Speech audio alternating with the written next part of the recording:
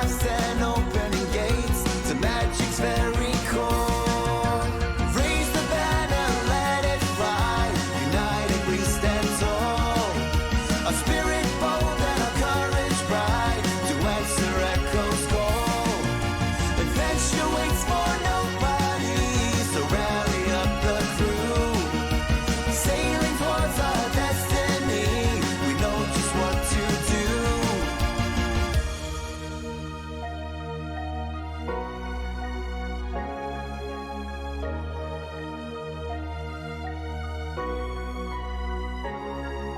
Spirits wake, hearts will grow. Lockstitch's name, the world will know. Spirits wake, hearts will grow. Lockstitch's name, the world will know. Spirits wake, hearts will grow. Lockstitch's name, the world will know. Spirits wake, hearts will grow. Lockstitch's name, the world will know.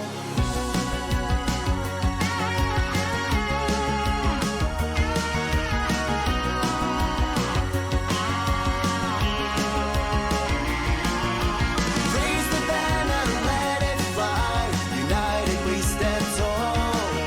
A spirit bold and a courage bright to answer echo's call. Adventure waits for nobody, so rally up the crew. Sailing towards our destiny, we know just what to do.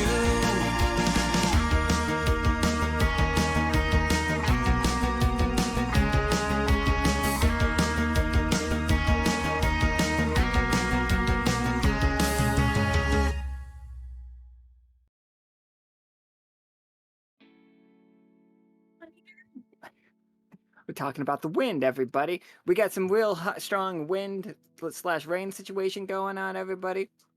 We're not canceling the game. We're just letting you know that if we suddenly go dark, that's what's up. Okay, so welcome to episode 7 of our first arc of season 5, The Fated.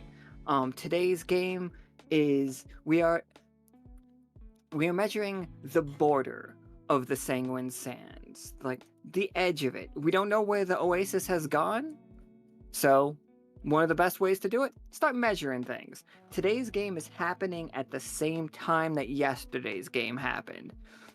That might be important for something.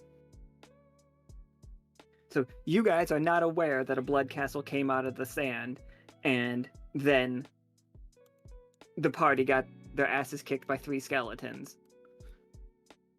So that part you don't know about. But yeah.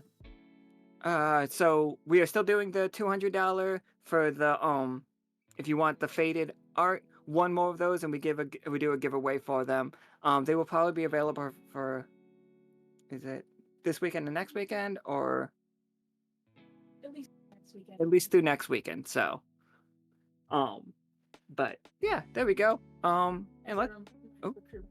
Oh yes, we have the crew bounties up. There's a section in the Discord if you want to help get our like social media stuff more fleshed out, with wikis and whatnot. We will give you card backs as a way of saying thank you, and we appreciate all of the help.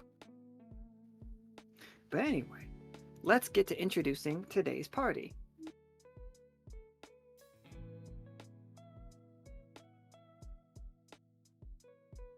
So we have Karst, played by Amy, did we decide on? Or Spinked, did we decide on? It kind of doesn't matter. All right. They played Karst. Hello. We have Officer Osiria Summersong, played by Shy. Hello. We have Simmons, played by Chris. Yeah. I hear about skeletons? No, you didn't. Okay. It's like checks watch. They're getting attacked by skeletons now. And we have Wendel, played by Dylan. Hello. Everybody, your mission today was to just check if there is a magical difference between the two parts of the desert. Like, without even making any rolls, I can give you a couple things that you would learn immediately, and the rest is up to rolls. First, where the sand changes, like, color, it also changes density. Up here, if the wind blows, this sand catches the air like normal sand and just flies all around. If it gets in your eyes, it burns because most of the sand is also salt. Immediately, no strong magical readings one way or the other. Like, it's not null, but it's also not, say, living. But other than that, you guys are just checking this place out. What does research look like for you four? Or, yeah, what kind of research are you doing? Like, you guys can be making map, taking samples. You'll definitely have miniature laboratory equipment if you need it.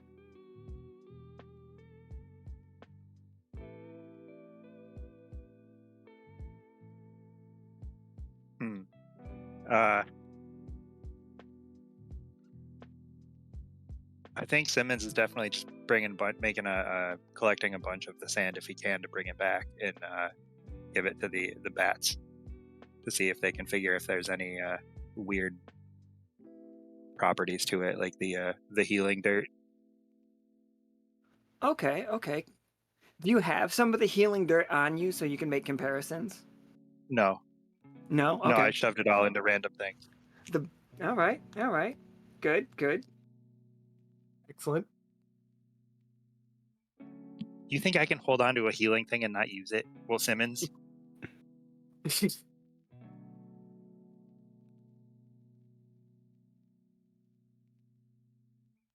So, what you are all seeing is there's no source of water in the desert proper. Once you hit the Sanguine Sands, there are no pools of water, there is no river that runs through it.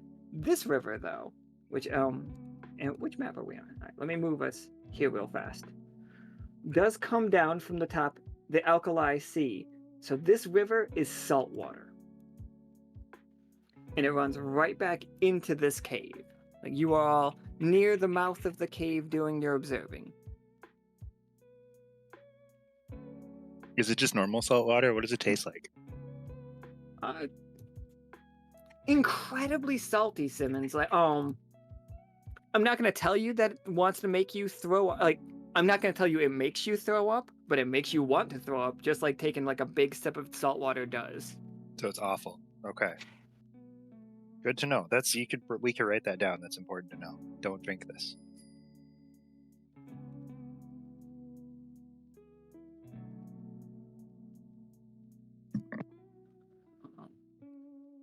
Yeah.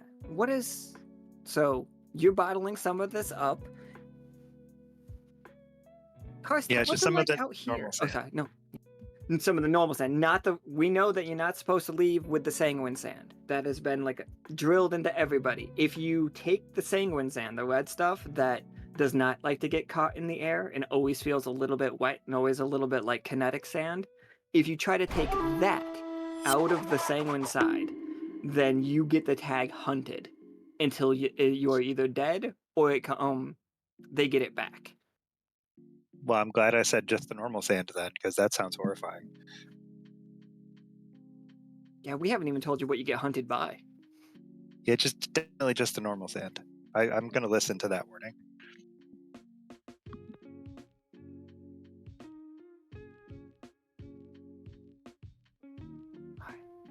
Wendell has definitely been trying his best to make a good map. And I think because of the dunes and because of the sand itself, I feel like there's a part of him that is like wondering if this feels like a straight line on the edge, like or like being on the edge, like if there's curvature or if there are actual straight lines creating borders, and kind of like working on this working on these shapes of the map that always seem to replicate wherever he travels. Oh, absolutely. Wendell, can you roll me, if you want to spend, you can roll me 1d20, but if you want to spend tag points, Blessed, Cartographer, and Explorer all work for this. So you could either, Definitely, oh, good. the cartographer, I think, in me is kind of jumping out. So I'm gonna say cartographer. Yeah, absolutely. Give me 2d20. Okay. All right, 15 is a full success. You do notice that, well, some of the sand does move further north. It is always actively trying to get back to an even amount. There is not even almost, there is a straight line that if you say you move some of the sand, like you take a bit and you scoot it a little bit north, give it 15 minutes and the sand itself will pull back to a line.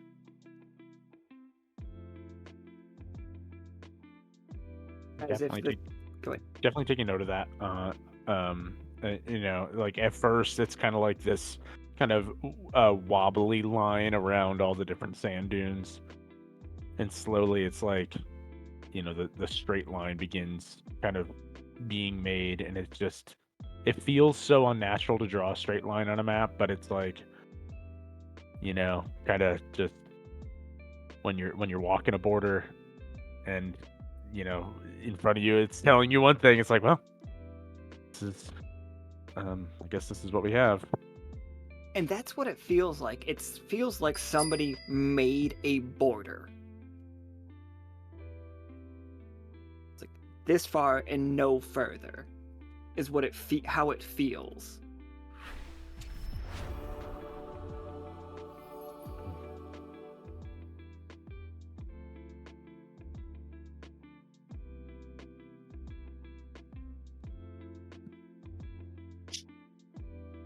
Drawing the triangle shape almost on the edge, like, because we're like in the corner almost, aren't we? You are definitely in the corner. Here, I'll move this over. Let me see if I can do.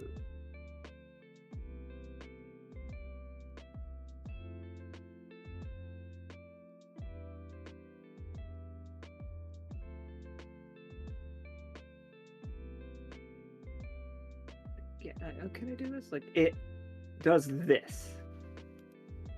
Oop, I'm not trying to keep making more lines. Stop it. Leave me alone. Can you guys see that? Okay, yeah. It Yeah, that feels good line. very straight. Like if you walk all the way across it, it's just like sand doesn't get kicked over it. Or if you do kick sand over it, it will make its way back.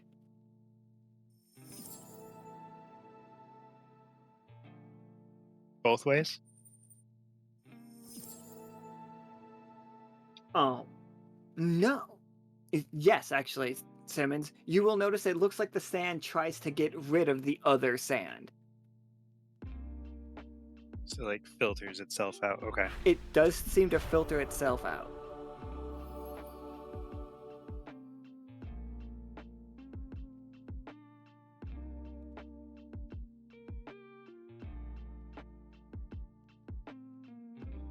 So we'll probably want samples of both sands then, huh? You all do have a base set up in the city of Nefraka, so you can jar up some of the sand and take it to Nefraka. Like, that is not leaving the Sanguine Sands. You do not get hunted if you take it there. Just as long as it doesn't come north of that line. It's actually north of this line that you have to get it. That's where you tag. Oh, it can't leave Sanguine. Okay. It can't leave Sanguine. The sands can and have left the sands themselves, but it's the second you cross a border into Another Alkali side. okay. Yeah. The other side that you guys don't know, and then the other side that you also don't know. Okay.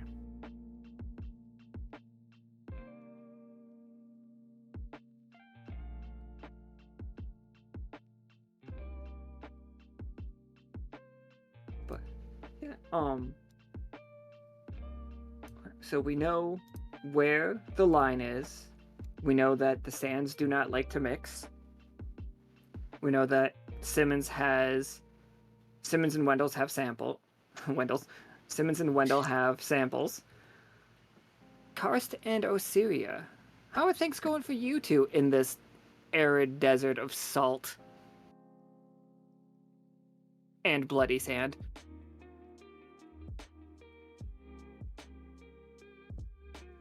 I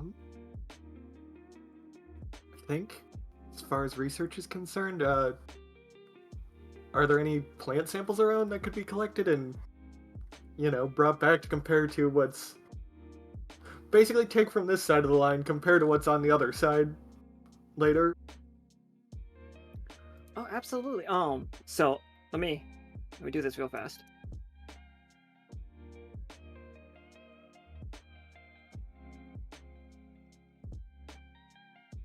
This is a group I do not know how much you all need dune buggies and or dirt bikes. But I do need to know that you all to know that they exist. And you could have them if you wanted.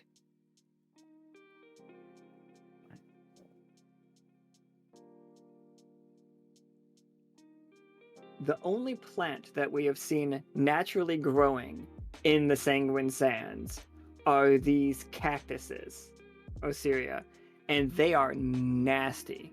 They if you get close to them, they will swing out at you and attempt to hit you with their hypodermic needles. And they will try to suck your blood. Vampire cactus.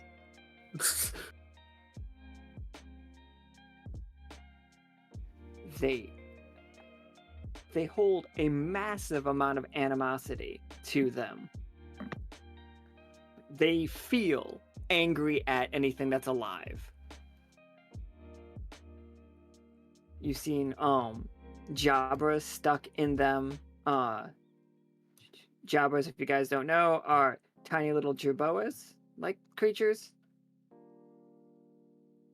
That's sad.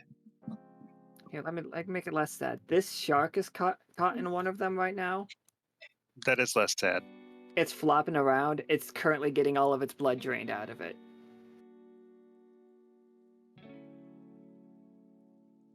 The cactus is eating good. That looks really similar to those cool sharks on the other side, though. These are the sand sharks. They have neurotoxin in their bite.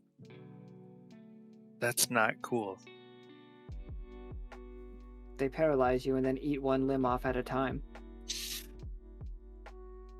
You really gotta get rid of this, need to take people's limbs. I will not. It's my oldest gag. It's my oldest TTRPG gag. Well, that and naming everybody Paul.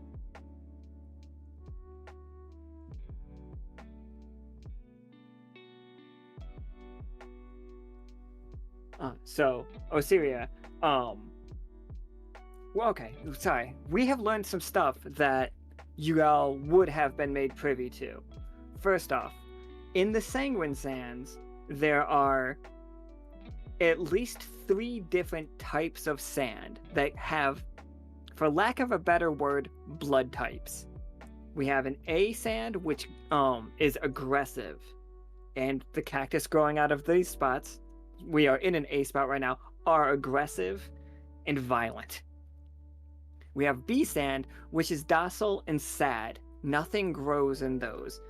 And then we have O sand, but O sand is incredibly hard to find. We haven't actually found any pools of it yet. We just hypothesize that it exists. Okay.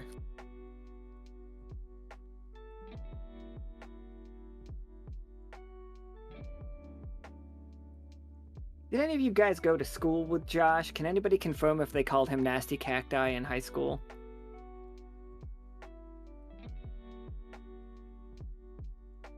I did not, but that just sounds like a thing that he would just say to basically anything. Is that true? He does say it to everything, but sometimes one of these times he's going to be right. One of them is going to One be of these right. times he's not going to lie to us.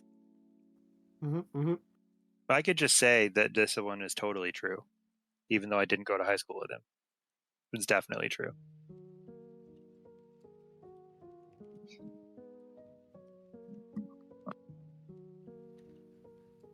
Okay, so Osiria, you can. I will give you 2 dice because it is already it is eating. But if you wanted to take a sample from this cactus, it's still risky because they do still attack. But because it's eating a good meal right now, you can get in there.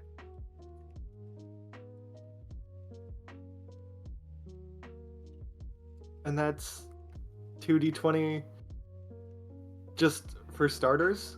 Yeah, 2d20 is where it starts. You can use any of your tags and add on to that. Cool, because I'd like to use Naturalist to push that up to 3d20, I think. Absolutely.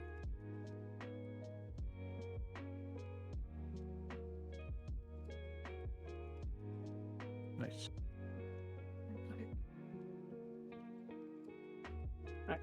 With that 18, absolutely. So, what does it look like for you to grab a sample? So here's what you're gonna see upon getting closer to it.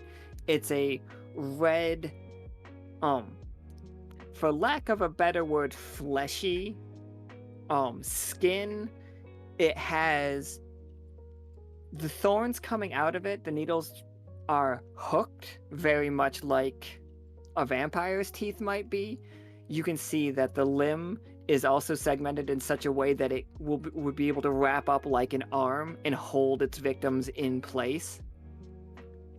And you can see that if any of the blood from the shark dribbles down, another hook will appear out and begin drinking anything. So none of the blood hits the sand is the goal. It's very efficient.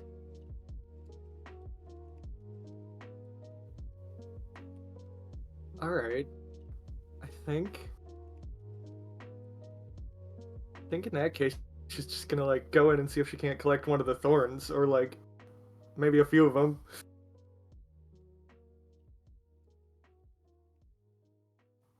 Just go in, cut a few off and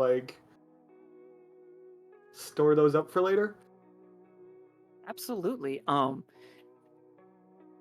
So you can go up, grab those ones right off of it. It doesn't even seem to notice. It quivers a little bit upon you getting there, but it's so full from the shark. It's just lazily trying to swat at you. And you can get a full hand's worth, which is 5 of these needles. They have the tag anticoagulant. You do notice immediately that they are hollow and they are very strong. You have to cut from the base. You cannot cut them off easily. You have to cut into the flesh to get them out. But again, this thing's so full it doesn't even notice.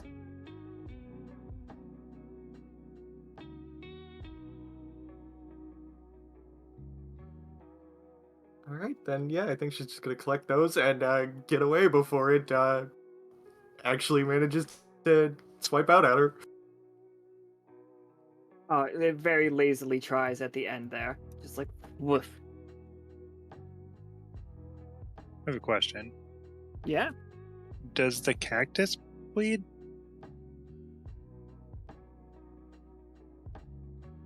What? Yeah, once you cut it, yeah, it's almost like aloe. Imagine if blood was as thick as aloe. Do the needles care about that? Yeah, absolutely they do. They are trying to make a little dam so that can't hit the ground.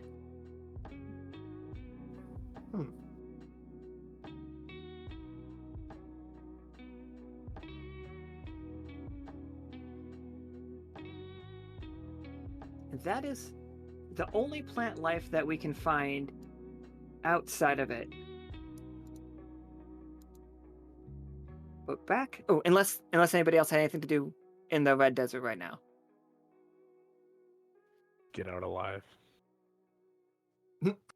That's a good goal. Generally a good place to start, yeah. We have all of our limbs. We leave with all of our limbs, right? Yeah, everybody has all their limbs. Okay, cool. Quick limb check. You got some extra thorns too. It's like everybody check your pockets. Make sure we didn't bring any of the sand along with us by accident. Brush off the bottom of the feet. Osiria, as we get close to the entrance of this cave, you start noticing blue flowers that you were right here not too long ago. These blue flowers have grown in that span of time. Oh.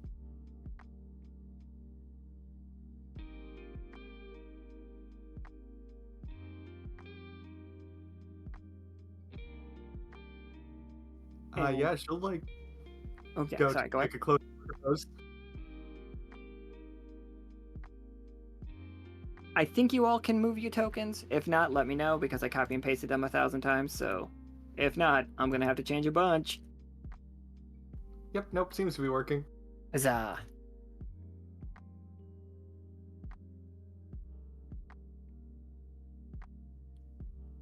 As you approach the flowers,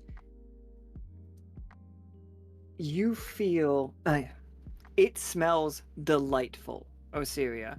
It smells familiar. It smells like home, safety, and exactly what you're looking for. You're looking for new plant life. It's right here. An unknown flower.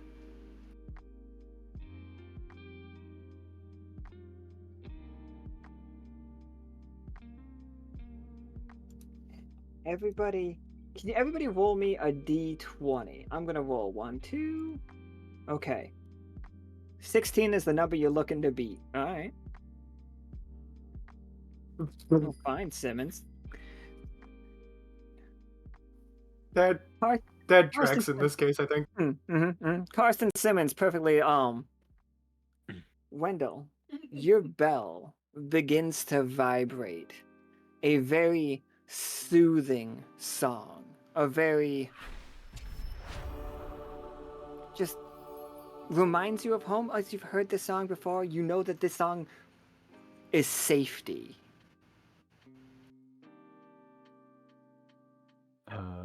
Wendell is going to kind of slowly remove the bell from his head and kind of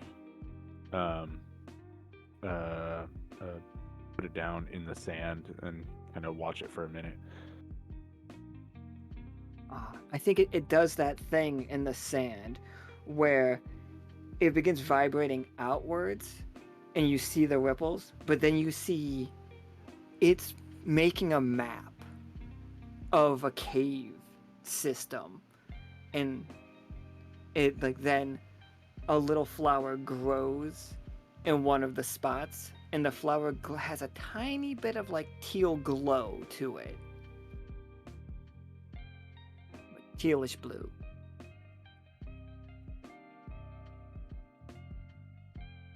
I'm going to write down. I'm going to immediately start to kind of write this down. And I'm gonna call everybody over. My bell here. It's looks like a map, I'd say.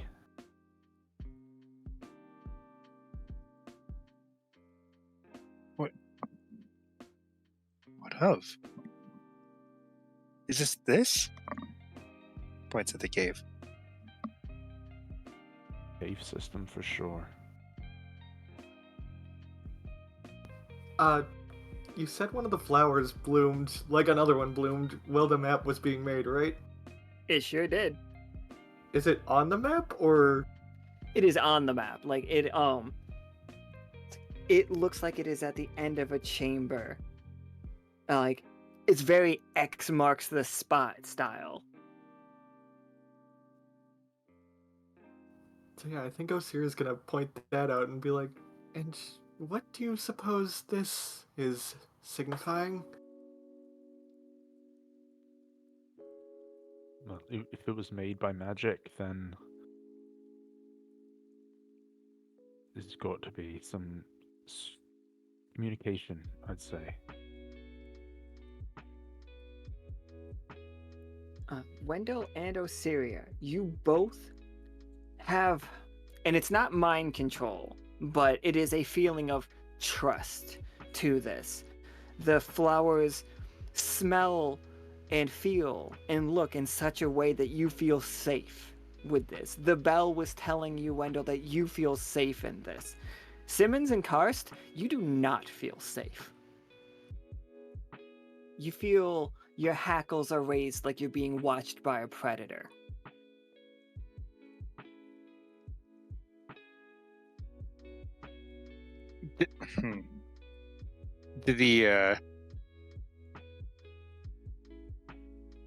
Do the flowers seem to like be sentient at all? They do not Like if we appear move, do they safe. like turn toward us or anything?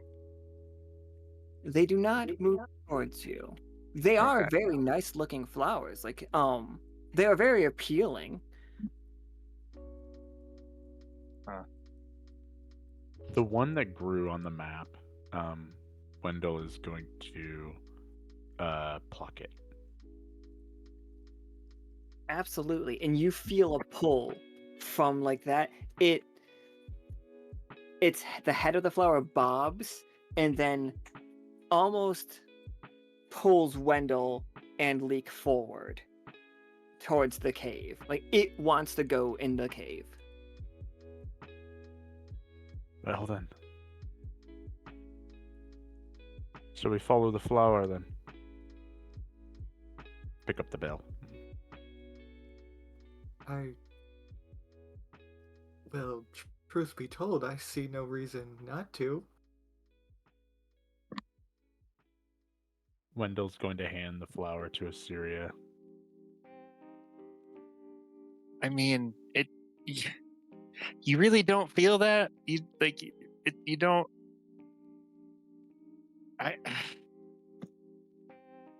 It I just seems like it's trying too hard to lure us in. I just if we're gonna go in there, I just think we should be a little leery because I don't know. It feels a little off to me.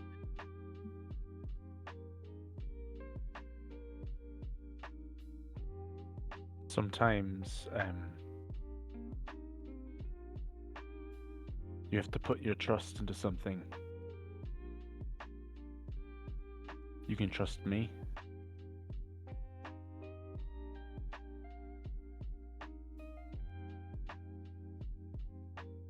Simmons like moves to stand behind Wendel, just to make sure that if anything does happen, he's behind Wendel.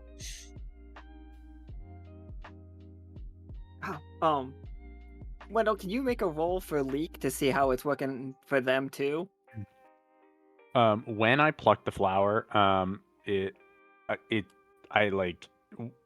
definitely wanted to bite it, and so like Okay. he had to like hold it up in the air a little bit, and he's like, the handing it off to Osiria was a gesture of good faith, but also you could tell Leek kind of has this face like, man, I thought that was a treat for me, but all right. Let me one. I'm gonna roll. I'm rolling for Leek. I'm gonna toss an old D20 for the lad. 13. There is also for Leek. And Simmons will pick up the smell too, because everybody experiences it. You see the flowers. You feel the safety song, despite the fact that you might not know what it is. And then everybody smells. What does Leek eat? Leeks usually. Usually like plants. But he's big on leafy greens. There is such a good vegetation smell from in there. It smells like arugula. And or rocket for our UK viewers.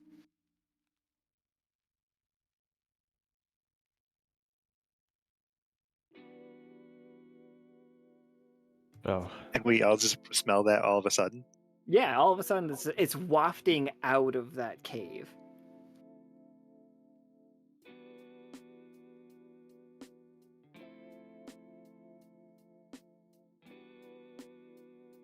Karst is very conflicted because, like, on one hand, the desert is probably extremely unpleasant for them because it's very bright and it's very sharp and it's very dry and they fucking hate it.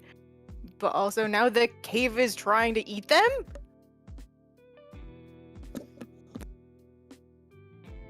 Spoiler alerts, the cave is trying to eat you. It's even preparing its own side dishes.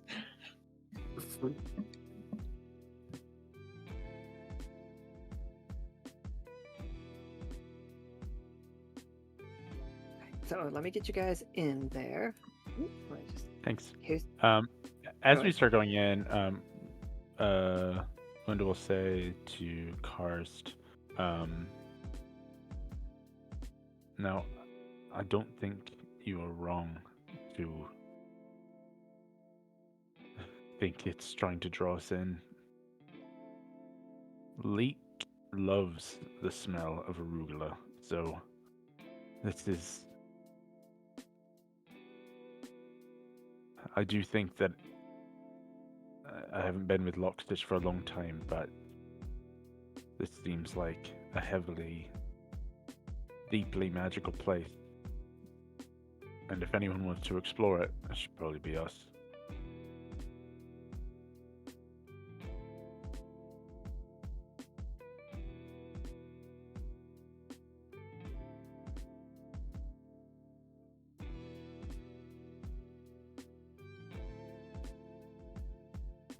Once you all get inside, the smells are much stronger.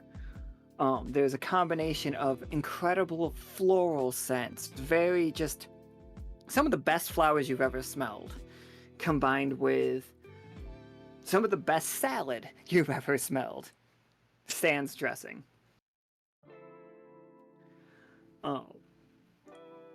But something about this cave is making the hair on the back of your neck stand up, Simmons.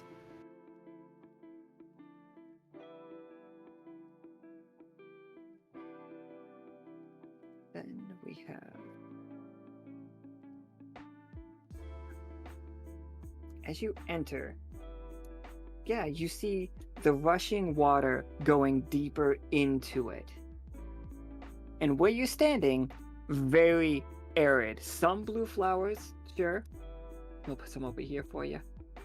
But if you look deeper in, it's getting lush. You can see the plants in the back there. Big green plants. And you would expect it to be dark in here, but it is not. As the ceiling is covered in glowing lichen.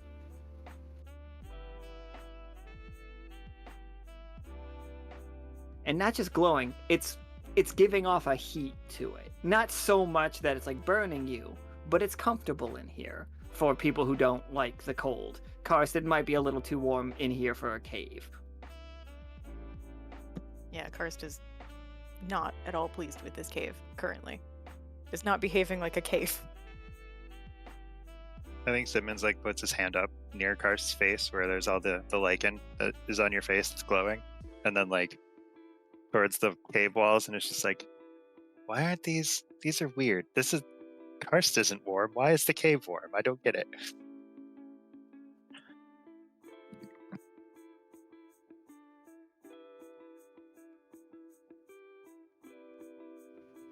The flower, Osiria, is tugging you a little bit.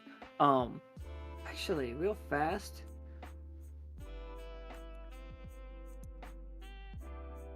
Osiria, can you... I believe naturalist would be a role that would work here. As the flower is trying to grow into your hand. as you hold it. Alright. Perfectly normal. So 2d20 for that if I use Yeah. naturalist? Yeah, if you use naturalist 2d20, all you gotta do is beat that 6. Surely. Yeah, you got it. We got it. Excellent. So the vine of it, or the stem of it, was growing and was looking to get, like, you feel it trying to get into your wrist vein, the vein that, like, where they put IVs. Yeah. It was like doing a little worming in that part of your body. Which, having dealt with the vampire roses before, she is immediately going to like jar this thing up. Just very much just no, absolutely not. We are not having any of that here. In What's that, wrong? Oh, go. Yeah, explain. Sorry. This plant seemed to want to. Well, I am not certain what its goal in doing so was, but it seemed to be trying to root itself into my arm. Like the cactus. In a sense, yes.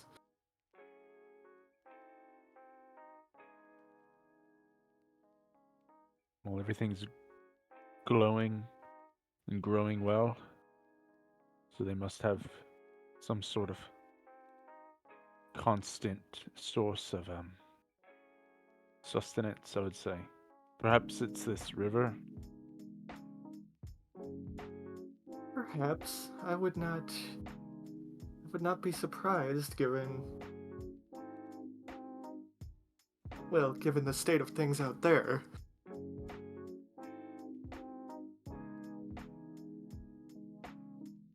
This is the salt water, right? This is saltwater, yes. Is it going real fast? It's going, rapid speed fast, I would say.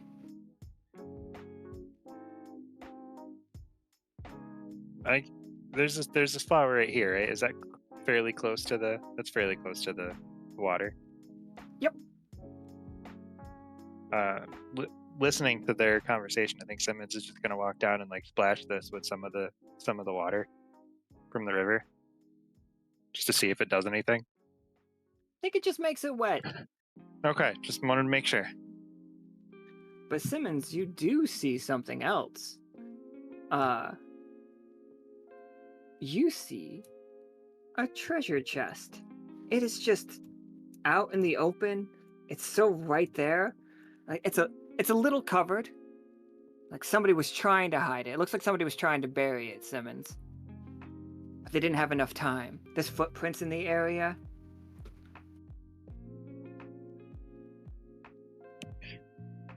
How wide's this river? It's pretty wide. I would say it's at least 15 feet wide.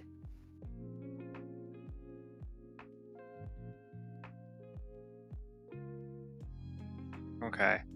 I think Simmons is gonna run back over to Karst and be like, hey, I found something. Can you do me a favor? And just grab their hand and drag them over and be like, can you throw me over there? Oh my god. Can I do what now? Just, I want to be over there. And he points over to the other side of the river. It's like, I can't, just throw me over there.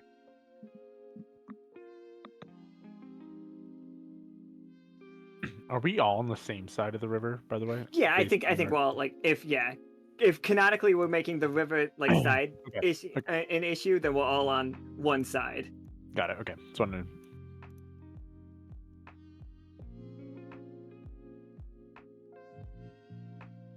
Do we see the chest that he's Yeah, you pointing- all will see the chest, and it is, the more people that see it, the more tantalizing it is. Wendel, you see rolled up maps peeking out of the now open top of it. It's just like, Simmons, like you see the fact that ancient little like knickknacks that have little buttons on them covering them. Osiria, you see seed packets just all like crowding out the top of it, or just about to explode. Karst, you see an enemy and you don't like it. Yeah, right over there by all that stuff. I just can't go over there. Can you just throw me over there? That's why. There's an enemy over there. Why would The you? buttons. There's all those buttons. What buttons? I see nothing that's good over there. Well, then still throw me over there and I can bring it back. I don't want it anywhere near me.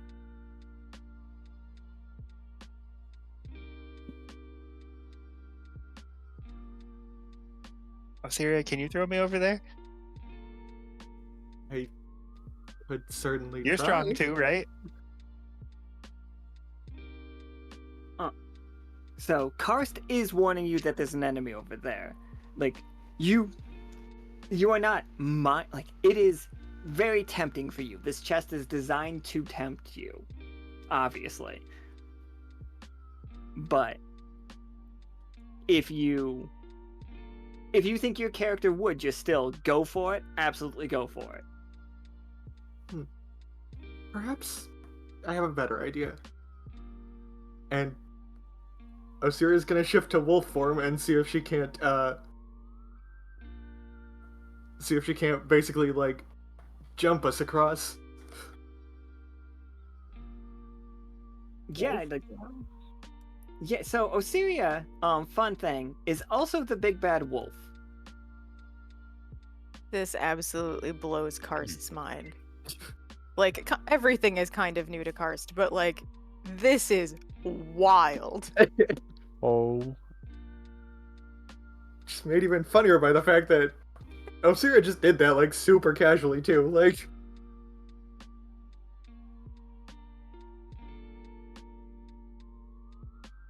I can't remember if Simmons was ever around when Osiria like bit someone in half. I don't think he was. I think I was just watching that game, but I can't remember. well, no, you were there when Osiria first became the big bad wolf, actually.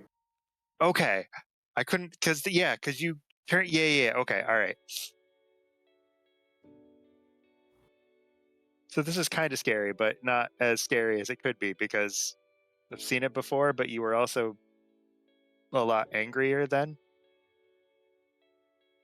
It's fine, she got better.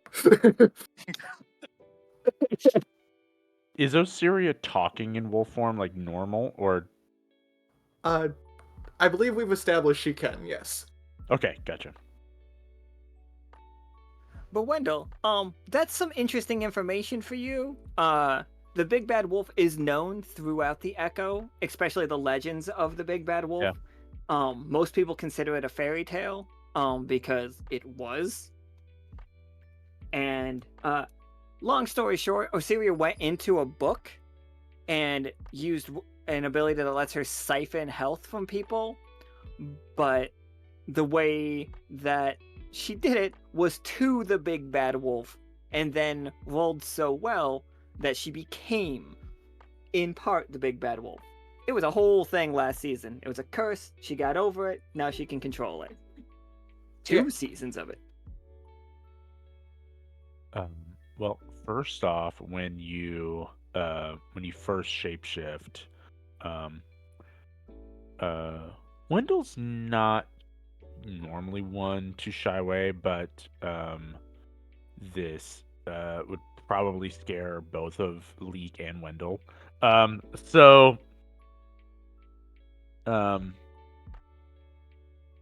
First off, you would probably first say, Simmons, get behind me. He immediately does. It's just like by nature. It's just yep. Okay, what? Go. All right. Oh, goodness, I'm so sorry. I should have warned you first. Everything is fine. Please do not be alarmed. Karst Well, just kind of looks at Osiria and is like, Is this normal? Yes, as a matter of fact,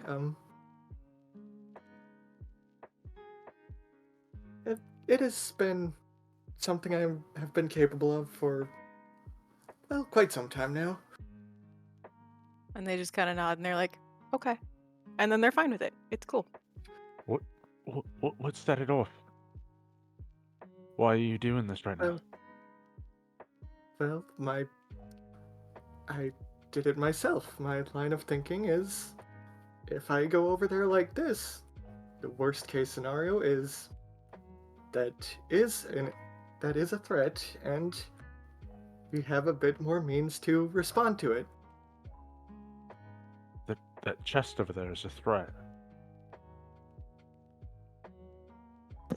I have a question. Does Yeah. Karst see a chest, or does they just see an enemy? They see a carnivorous plant. Here, I'll put it on the screen for you.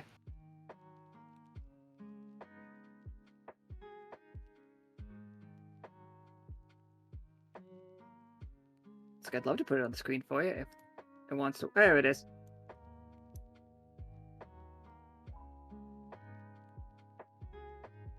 That's fine. So, like, hearing Wendel say, but the chest over there, Karst is gonna just look at them and be like, that's not a chest. That's a terrifying plant that's gonna eat us.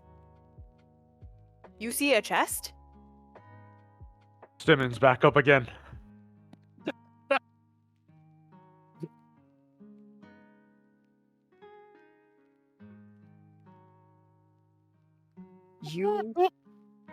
You all feel a comforting feeling. It's just like, you see it too. As the water at your feet feels like it's talking to you, as something slowly rises out of the pool. Jesus fucking Christ. Oh, Well, what is this guy? He's cool. Like, I am this range's guardian, one of the many. I am the interior guard. Perhaps you have met my brother? Exterior guard? Perhaps not. I feel like I'm Simmons. It is a pleasure to meet you, Simmons, and wise guardian of caverns, and nods their head to Karst. And if I am not mistaken, you are the big, bad wolf. that is correct, yes. Excellent. Just the friends I need. It's like, I'm sorry to attempt to trick you in here. There have been many that came in were not able to help me. There is a malice in these caves, and I cannot get rid of it. I was hoping for some aid. Does the chest still look like a chest? For you, yes, Simmons, it still totally looks like a chest. Okay, never mind. Oh, roll against it. Roll to see if you if you can, you are looking to beat the 16 that I rolled earlier. You can roll as many different tags as you want to if you think it would help, but No, I'm happy with that. If we help, is there anything in that chest that we could some of that stuff looks really cool, is all I'm saying. Simmons, Karst is just gonna lean down to Simmons and be like, there is no chest there.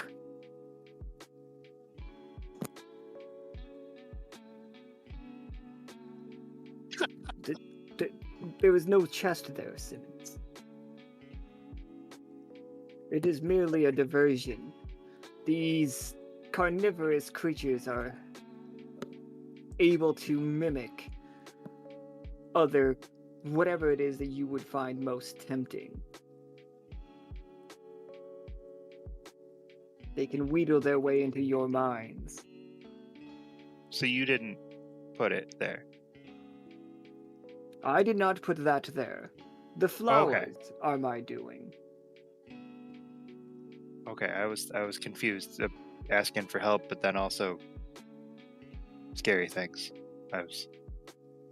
If the scary thing would have consumed you, if your guardian would not have helped you, I would have let the scary thing eat you. You wouldn't have been able to help me. Why is it hot in here? Ugh. Don't get me started. These plants have begun to grow all through it. And they come up to you. They shrink in size significantly as they reach the edge of it. I've lived here for eons. And then recently,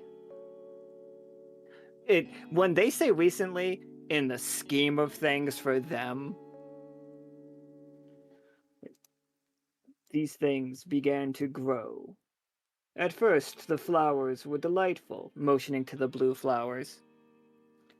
And then the lichen started. And then these began to show up. And then treasure hunters began to show up. Their screams keep me up at night.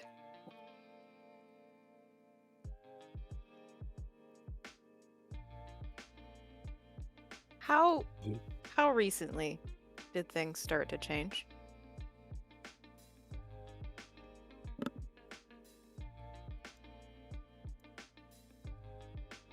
They were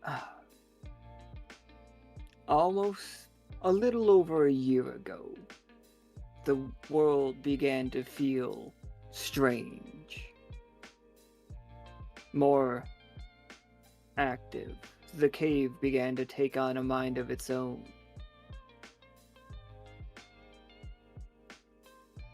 And then we began getting visitors.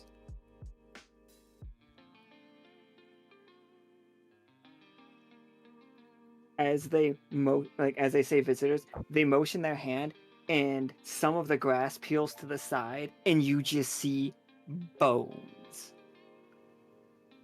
Bones from hundreds of people. Some of them have clothing that denotes the fact that they are from all over the Echo.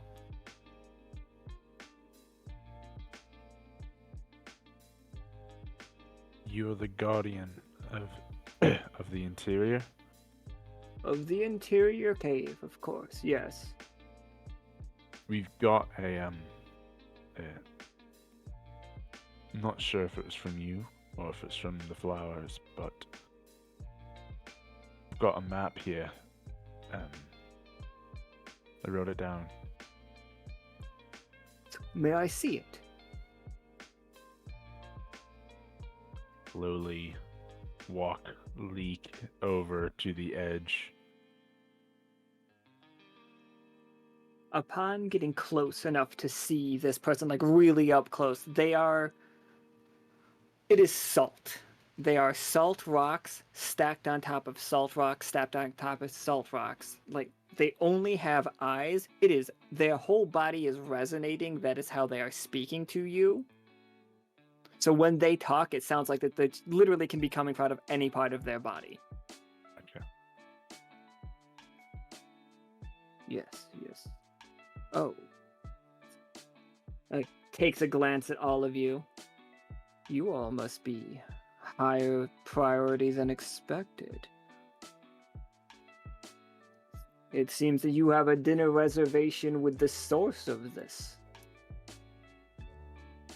It's asking for you by name.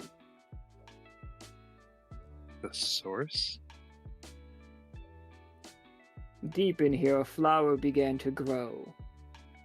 As it grew, it brought with it this, and they waved to Not I'm actually going to move us just a little bit so we can see a little bit more of what this place looks like.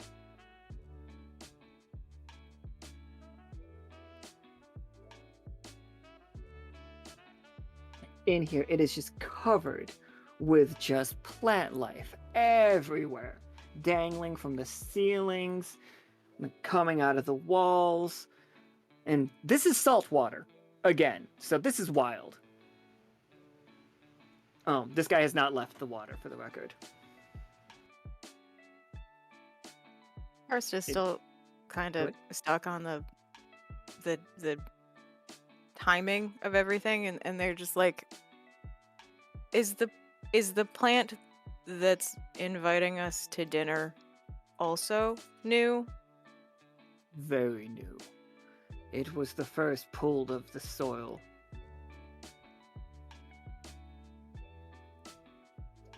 A small spring appeared down in my cave. I thought nothing of it. We have much water, and there's room for all. And then it began getting larger. And when I got around to believing it must be pruned, it was beyond anything I could do. And he holds up, he does go by he. Interior is a he. And shows you the back of his hand. And it looks like there are just two massive gouges out of it. The plants did that to you. They did. I believed I was impossible to harm by any normal means. But when it bit in, it bit deep. It still aches. Why do you think the plant wanted to hurt you? I intended to prune it.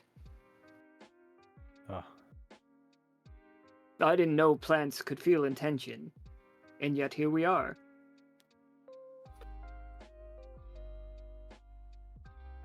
Osiria just feeling mildly offended for some reason. All the apologies, small garden guardians. love it, love it. He calls No, us all no, small it's- gardens. Karst's life has not been long, but that's the first time they've ever been called small.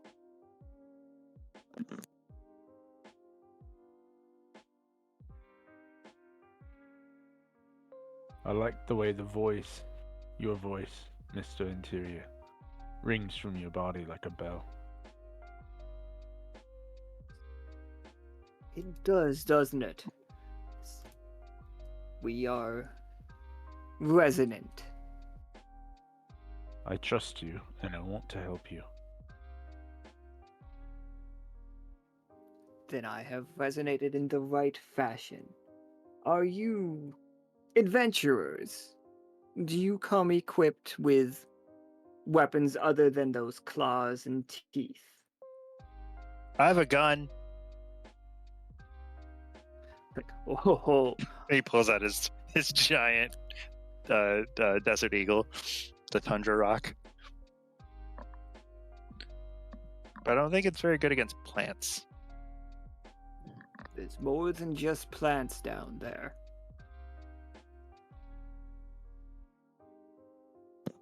Is the plant what you needed help with? I do. But it has put up guards, and many other things have been feeding on the creatures it brings in here. Treasure hunters have amassed in great number within the last couple of weeks. Most of those bones uncovers another leaf, and you just see dozens of skeletons. Mostly Uwu Nagas, for the record. As definitely some desert cat little people, some fennec skeletons.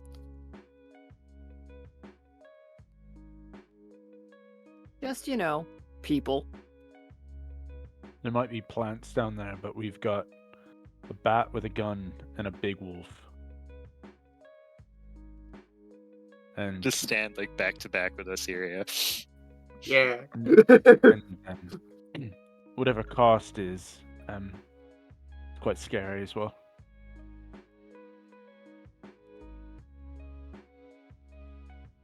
They lead you a little bit further. Like, well then, if you think you could handle it, and then you get to a waterfall, and at the bottom of it, you see a plant turned into a giant cobra, just in a pool of water,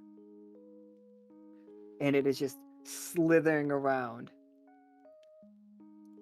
And interior is just like, that one has a mighty bite. Karst is gonna point at it and be like, "That's not normal." That is not normal. I wouldn't let that thing in my cave. I don't like snakes. They keep trying to burrow into me. It's uncomfortable. I don't like it. Why Are did we it up have to top be looking in? snakes? I heard the whys that have to be snakes, but I missed whatever we said. What else was said? Are we at the top of the waterfall looking down?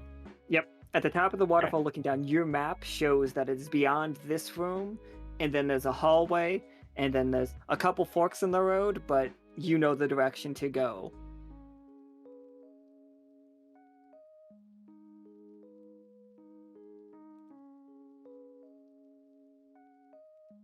Is that snake causing you any problems, Mr. Interior?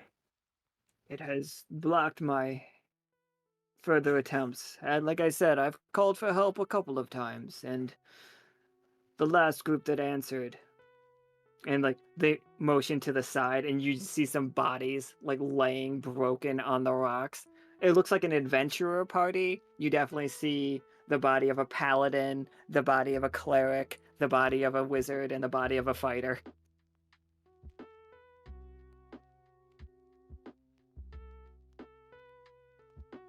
Like wearing very telltale that armor, you know? Yeah.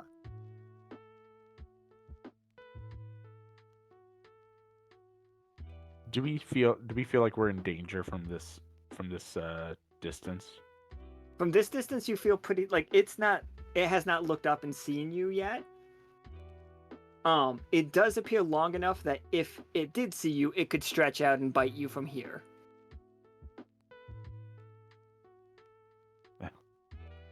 Perhaps we should knock on then.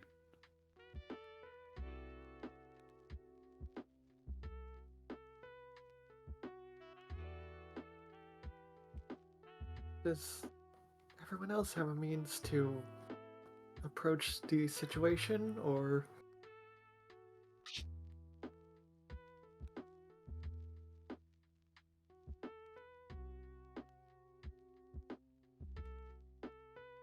I mean, we have to get rid of. So presumably we have to get rid of this. But will it go away if we get rid of the flower? If the flower came first, and then the snake plant came later. If we can sneak by the snake plant. Cut the head off the snake, but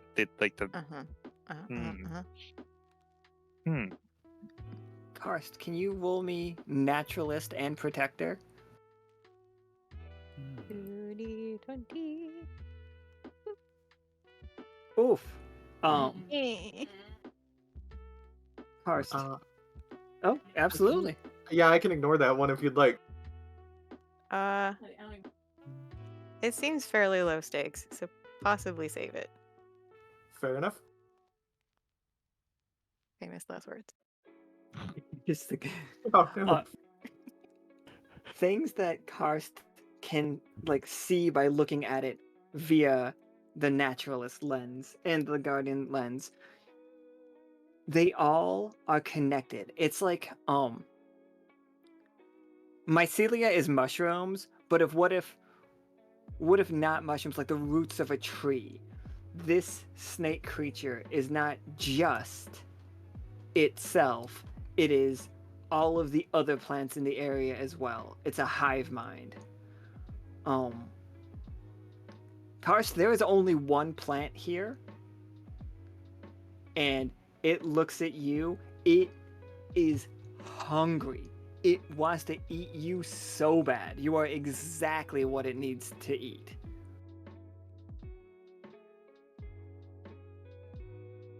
But that said, its tail grows up out of the ground behind Simmons and has him.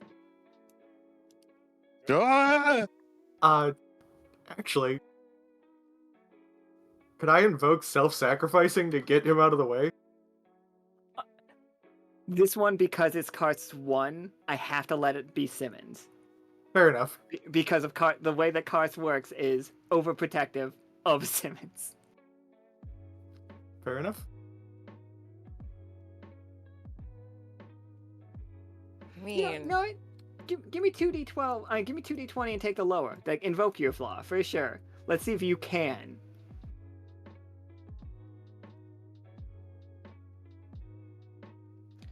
Oh, with a 5. What's it look like when you try?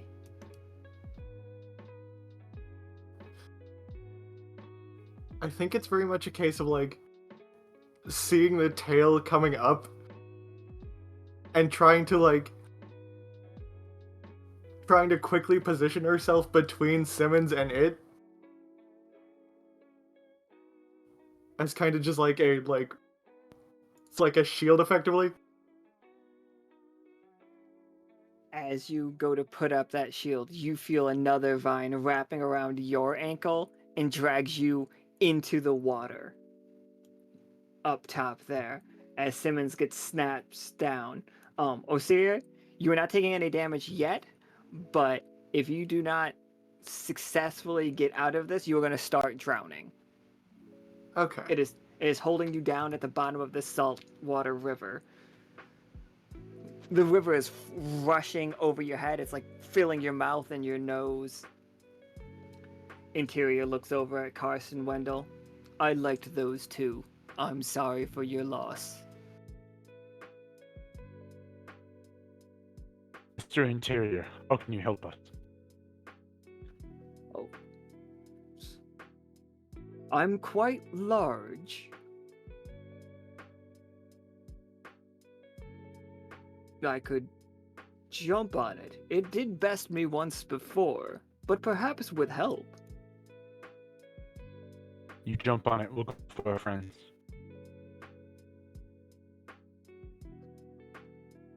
All right, little friend.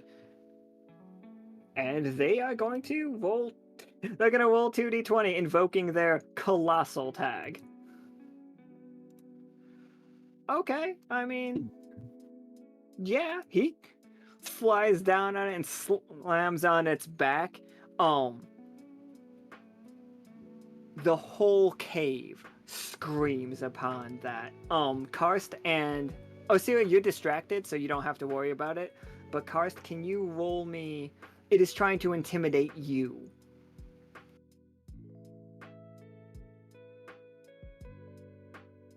From the top rope, indeed. okay, what am I rolling? 20? Anything that you think would protect you. 1d20 regularly, but it is trying to get into your mind. And not just your mind, the plants that are attached to you's mind.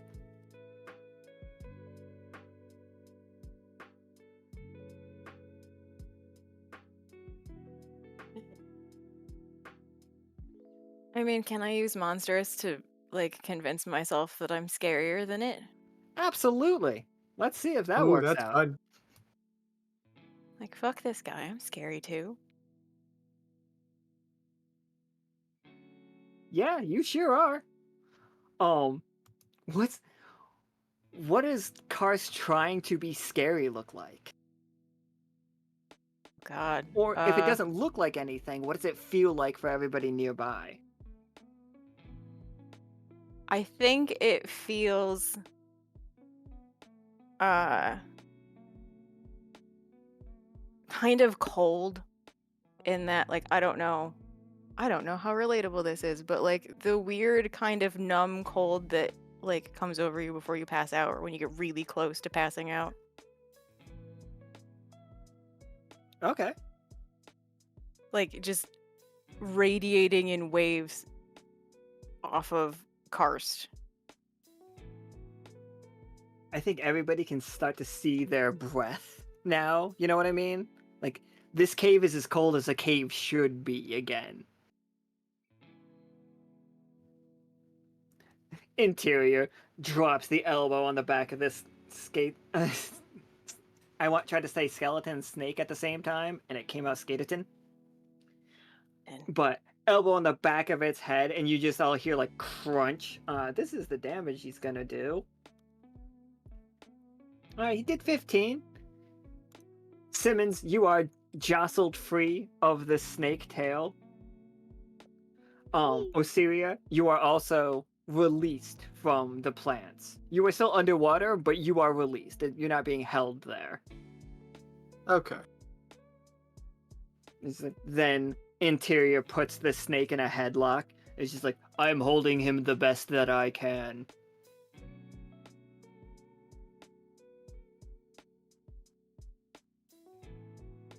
can Karst like fit on the snake's head if they also jump from the top rope? Is there room? Oh, absolutely. There's room for you and Interior on the snake's head. Interior is in his small form right now. Interior can be as big as a mountain, but he needs to like pull up. Interior size changes the same way that Krieg's size changes, but instead of gold, it's salt. Because I would love it if Karst could jump down and land on the snake's head, and sort of similar to what they did to the guy with the helmet last time, just like drive their fists into the snake's eyes. Yeah, that's a thing you could do, I suppose.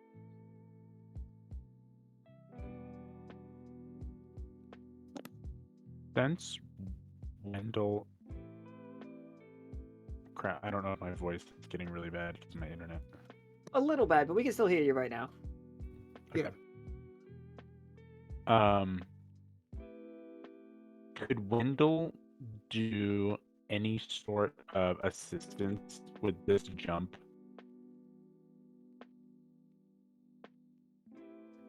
Yeah, is it assistance like I can see multiple ways that it could. Do you have an idea? Because I have multiples. My idea is to in kind of this weird way. I kind of wanted to.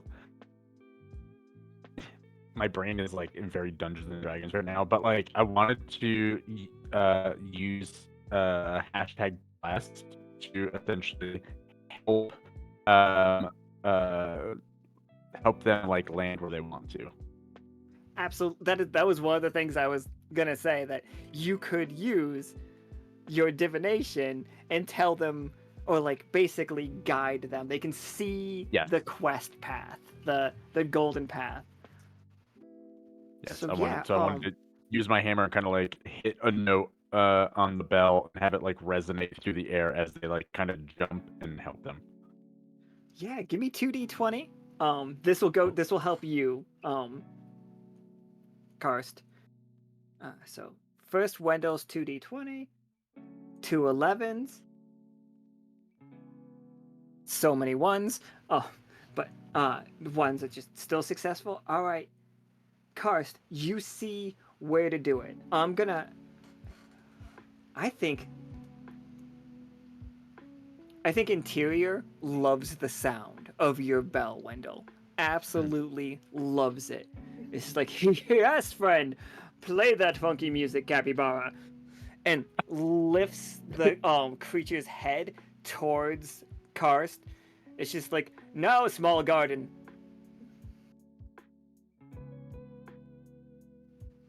Go for the eyes. You could definitely use Protector. You could use all of your things here if you wanted to, Karst. All of them are applicable. As well as your Overprotective could also work here. But if we're looking for the kill, I would suggest going. You get 1 extra die from Wendel's like guidance. I think I'm gonna use protective, because the whole reason they want to punch this snake in the eyeballs is because they hurt Simmons. But This they're is really trying not to be reckless about it, so I don't think it's overprotective. That makes sense. All right. You can give me 3d20 at the cost of 1 tag point.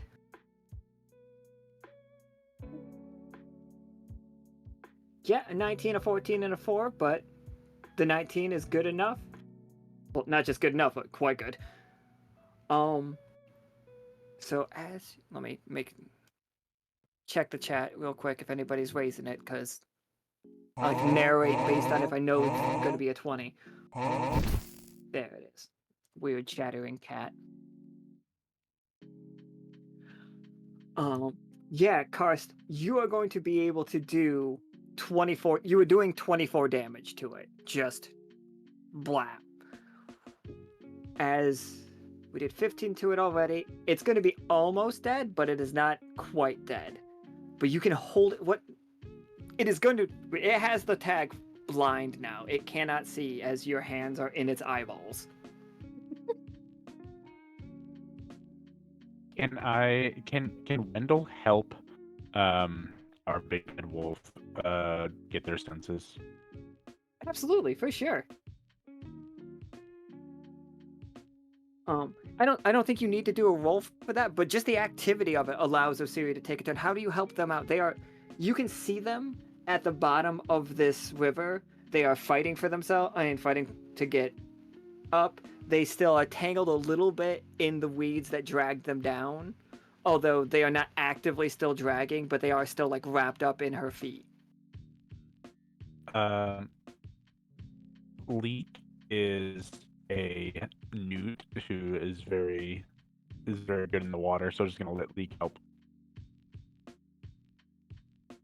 Yeah, for sure. I didn't realize how important Leek was gonna be. So to your character, I would have given you this list before. I put it in the roll 20 thing, but you can definitely give Leek tags. Okay, I'll just choose one real quick then. If my internet would load this Google Doc. This bit doesn't actually have aquatic on it, but you could have the aquatic or amphibious to allow them to be both land and water. Okay. Would be a tag that I could definitely see working. But yeah, you don't even have to make rolls for that. Leek can just like go into the water and just are they chewing up the roots?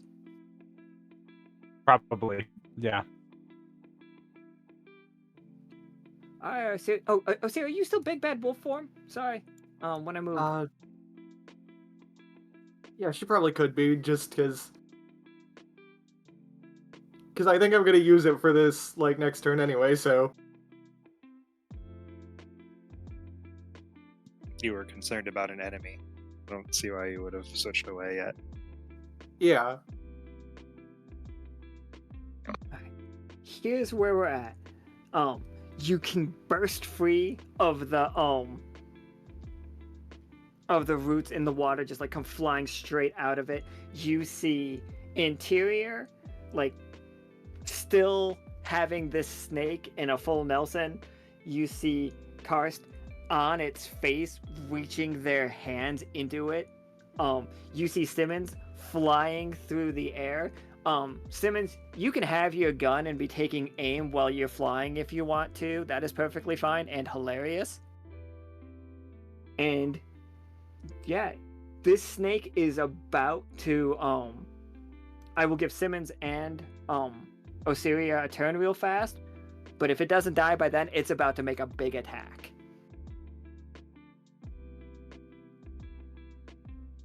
Thus far, we have done 15 plus 24. We've done 39 damage to it? No, that's not how math works. Yeah. 15 plus 24, 35. 39.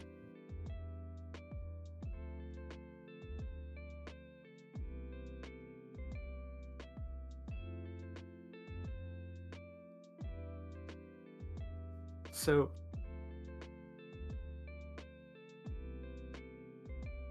I think what Osiria's gonna do is like first poke her head like up out of the water, turn to Wendell and just sort of be like, "Thank you, my friend."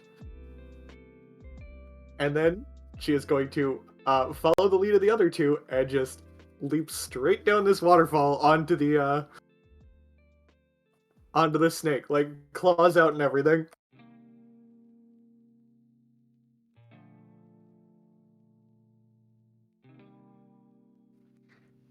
Absolutely. This is definitely you're definitely rolling monstrous here, I'm sure, because you're in wolf form. Yep. Was there anything else? Protector would still probably work. I also could see an argument for naturalist and like identifying weak spots. Yeah, I could see that.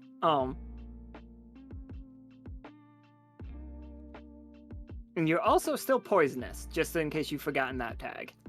Yeah, no, I have that one marked down under special tags. Yep. And it's also where we have it. Right next to Bend to Space.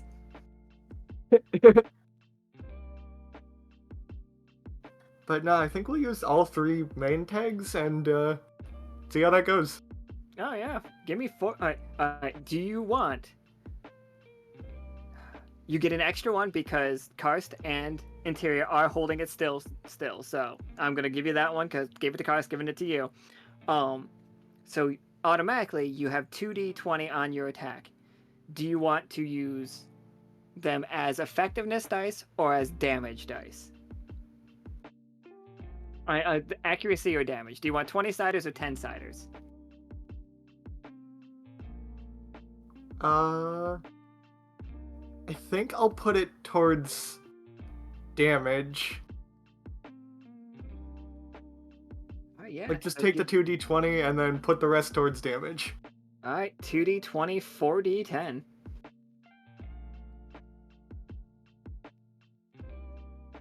$17 gives you the full 4. Alright. What's it? 9, 6, and 2, so 26.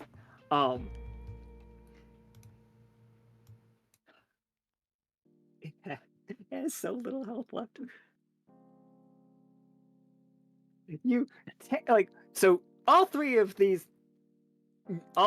guardians are on top of this thing's face, just railing it. Like Karst reaching their weird arms through the eyeballs, Osiria leaping around, biting at its face. It keeps trying to get a position to bite at Interior, but every time it gets into the position, like you're right there, Karst is able to yank it down, and then when Karst yanks it down from the eye sockets, that's just rude. Like you can bite onto its cheek and just tear off chunks of. And Osiria, this tastes like blood. Like blood. It doesn't taste like plants.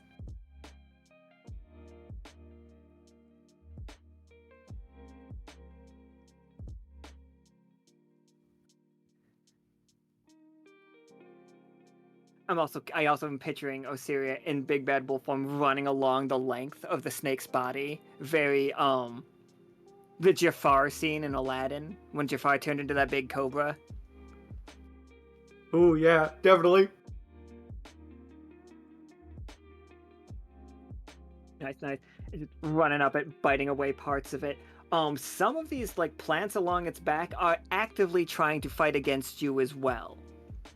Like they are taking swipes at you. Some of the puff balls are just puffing and like don't breathe that. And as you dodge around, and some of the seed pods are firing spike little seeds at you. You have full success though. You don't have to worry about getting hit by them. You just know the things to be worried about now. Simmons, you're flying through the air. A lot has happened in the last 30 seconds. It certainly has. I was really, really hoping that would kill it, so Simmons could just like superhero land and pull out a gun to face nothing, because I think that would be really entertaining. Sorry, I tried. It worked. I was hoping. Am I at a wall? Yeah, you're close. You're close to a wall. Yeah, this whole thing is a wall. It's just black. Okay, I think he's gonna try to like catch onto the wall so he doesn't go all. I don't know how far down is, and if that's gonna hurt. So he's just gonna try to grab onto the wall and then pull out the tundra rock and shoot at it. Now, does Simmons have any tags that help him No. shoot a gun? Yeah, that's No, right. he does Like not. Charming Explorer and Folksy. Yep. None of these, like... Absolutely not. This is gonna go great. yeah, roll me a d20. Those are the things that got him the gun. No, never mind. Look at that. Just a limited success. Absolutely. Glock it, jump. Roll me a d10.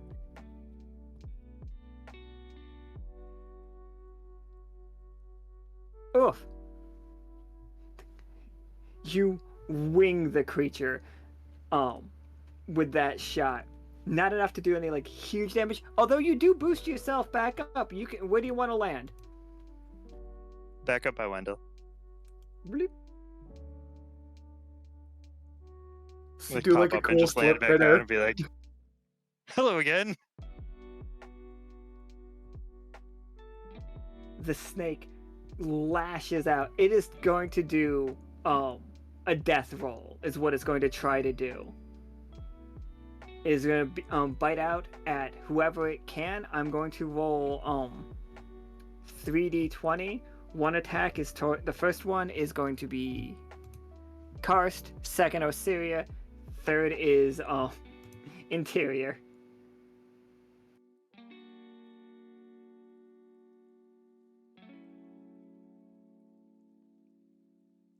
Okay. Tough choices all around. So, Karst, you can deal an additional d12 damage to it right now if you let it bite you, or you can get out of the way.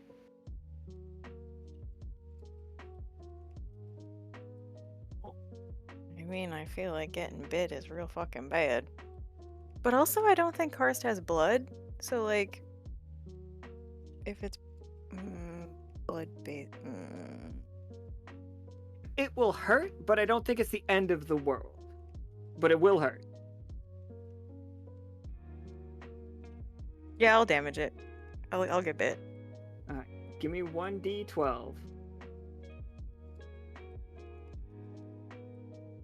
4. It's in a death roll now. It knows it's about to die, but you deal 4, it deals 4. Osiria, you're next on that list. Would you like to do your d10 damage to it and take a d12 damage to yourself as it bites down on you? I mean, yeah. She's just gonna Alright. bite it back. I'll biting all day. Alright, give me a d10. 4. It has 1 HP left. Oh, Alright, Interior does not. Interior, you see him like jump back away from it, which is hilarious because he's so no, I'm sorry. Wendel played the song to help, so yeah, he is also going to take the damage. Interior deals 12 damage to it. He should have started. But then the fangs sink directly into Interior's like gut. And he also takes 12. Oof. And you see like him fall back up against the wall, begins to breathe heavy. as he snaps this thing's neck and rips its head off. He's like, I don't know how to keep them dead. As he tosses it to the side and falls back. When he falls, it is like one of those, you know, when you sit down too hard fall? Like you expected the chair to be a foot higher than it really was. Oh, one of those are awful. Yeah. You hear him slam on the ground, and you hear a fracture run up his body as well.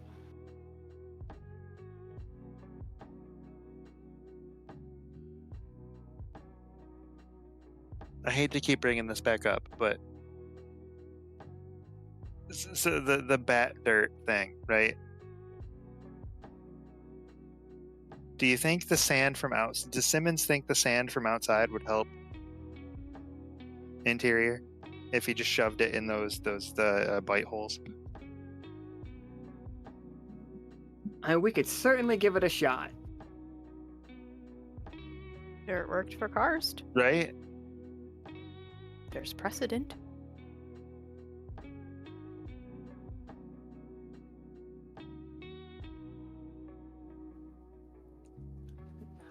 Yeah, What so that would be? I don't think that would be anything either.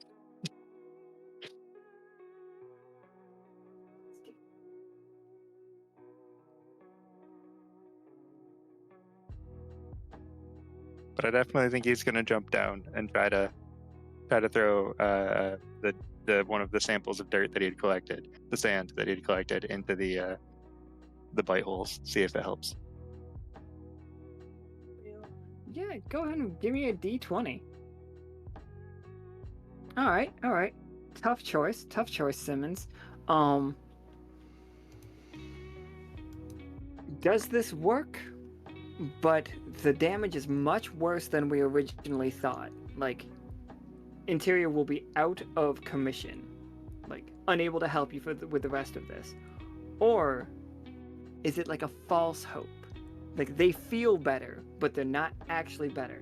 If you take the second one, it will heal them, but you won't notice that stress crack. And if they roll low again, that crack gets worse. Oh, these are both so bad, but that one feels worse.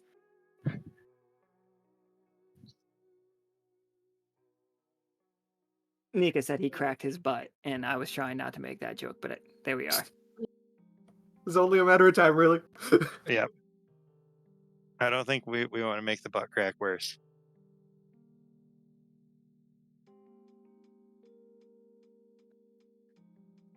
Thank you, Simmons. I'm sure this will roll me a D12. It's gonna be a 1, and you're gonna be like, I did nothing. 7, okay. It's like, oh, where did you learn to do such a thing? The doctor. We do this all the time at home. I must travel. Turns out I can repair wounds. Wish I knew about that before, looking at the back of their hand. Yeah, I was thinking about doing that earlier, but it seemed like those were kind of okay. But hopefully this helps. He like pats the dirt hole.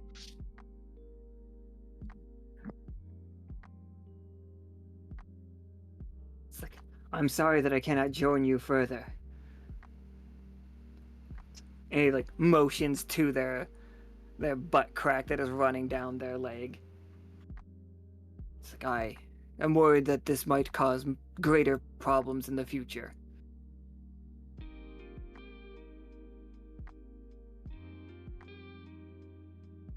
We'll just have to bring in some more dirt. Right, I just need more.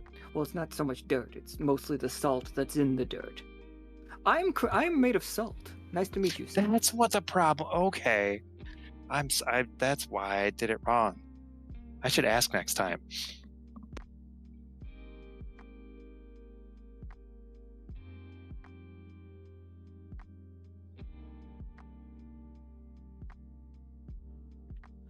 All right, Wendell. According to your map, it's still further forward. Thank you for your help. Interior. Rest. And can take the map. Follow the map. You're roboting real hard right now, though. Sadly, Oh no. so robot.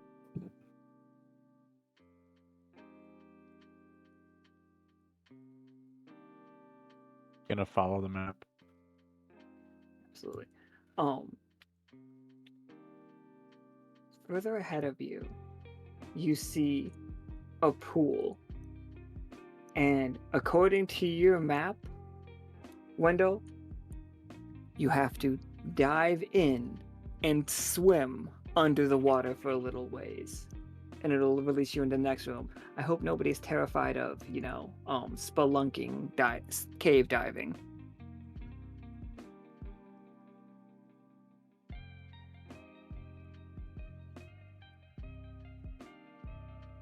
Karst is going to have flashbacks to the fish that live in their cave and how awful they are, and just be like, hate this just a bit.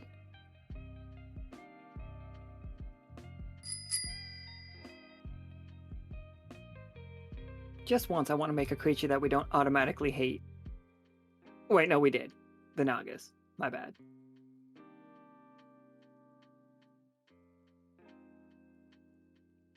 I mean, they're fine with the fish. It's the prospect of going into water where they don't know if there are giant fish that are going to try to eat them.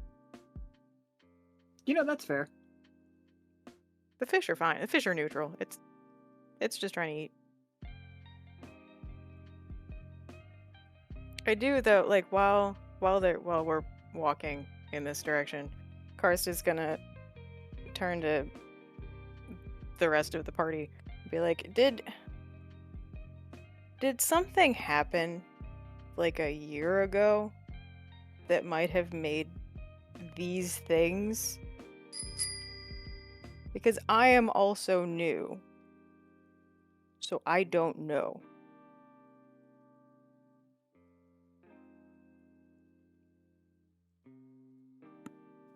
Well, there has been a recent uptick in magic as far as we have been able to observe, and doesn't seem unlikely that that might have had some hand in what is going on here.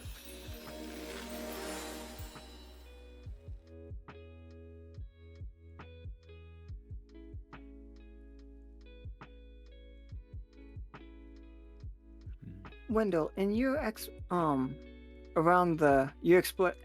around the Echo this last year, you too have seen an uptick in magic,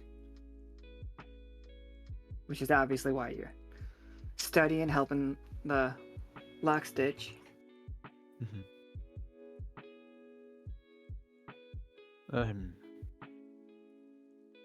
Karst. If I'm robotic, I'm sorry. I might A little bit.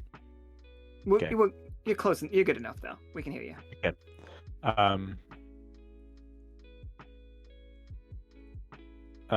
Wendell will just kind of quickly go over just a little bit of the magic stuff that he's kind of encountered. That's why I joined Lockstitch to begin with, to understand all of this.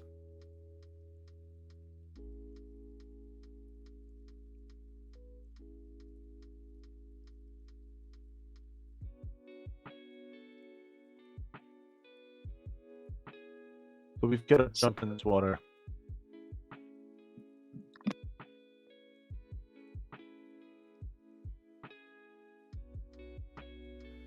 But that brings up a fun question. Osiria, do you swim in dog form, or do you want to swim in Osiria form?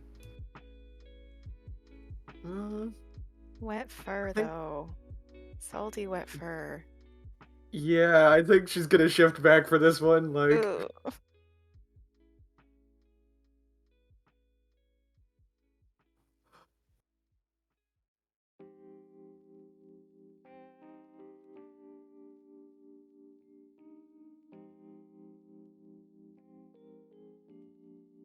Excellent.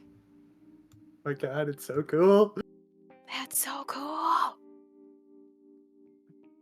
Turn into a dog, come out wearing a different outfit. Same outfit, sorry. It's been this way the whole time. Yep, been like this since the beginning. Right. Sorry. So many bows.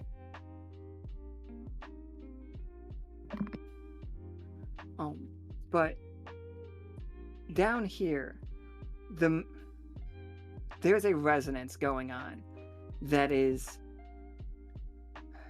very alien to Wendel and to Karst. Like it feels like something is like in the back of your head that you are not like everybody. Oh wait, Simmons. No, Simmons, you used to it. I was thinking it's like, oh, maybe only native to the Echo, but Simmons is a native to the Echo, and it is not affecting him. You are feeling a pull. It like literally feels like something above you is like yanking on your soul, maybe?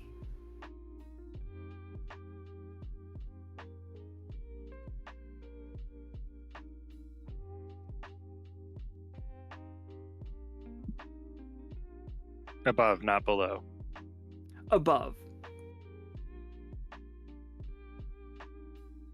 Karst is like looking physically uncomfortable and is just gonna look up and see if it seems like anybody else is feeling the same sort of way.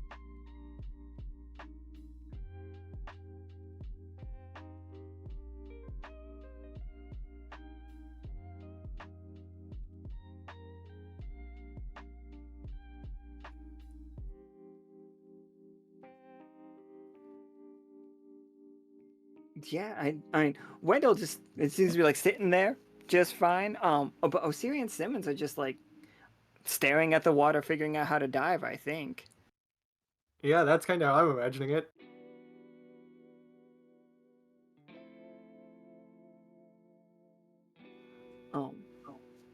Karst, out of the ground at your feet, you see a tiny little puddle start to appear.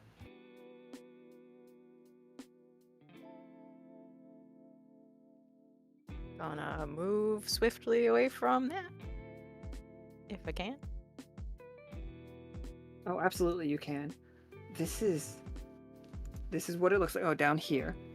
It is glowing the same way the liquid that pours out of Amon's eyes. The way that you've been described the tears of fate.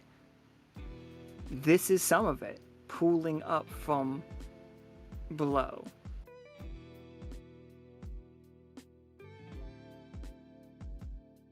I am not sure Karst would know what that was, so they're just gonna be like, different water?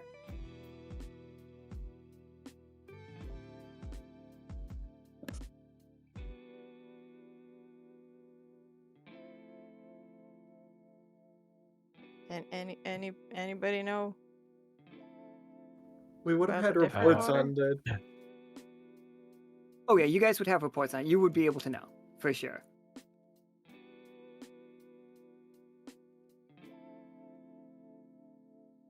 You said Tears of Fate?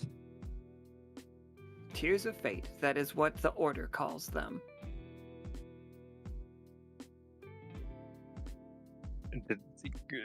Me, Christopher, I'm not familiar because I've missed stuff. Is it something that, like... Oh, sorry. So the tears of... Oh, sorry. If Osiria can explain that, I would let you, for sure. Okay. Well, you should probably explain. You'll probably have a better understanding than I will, because...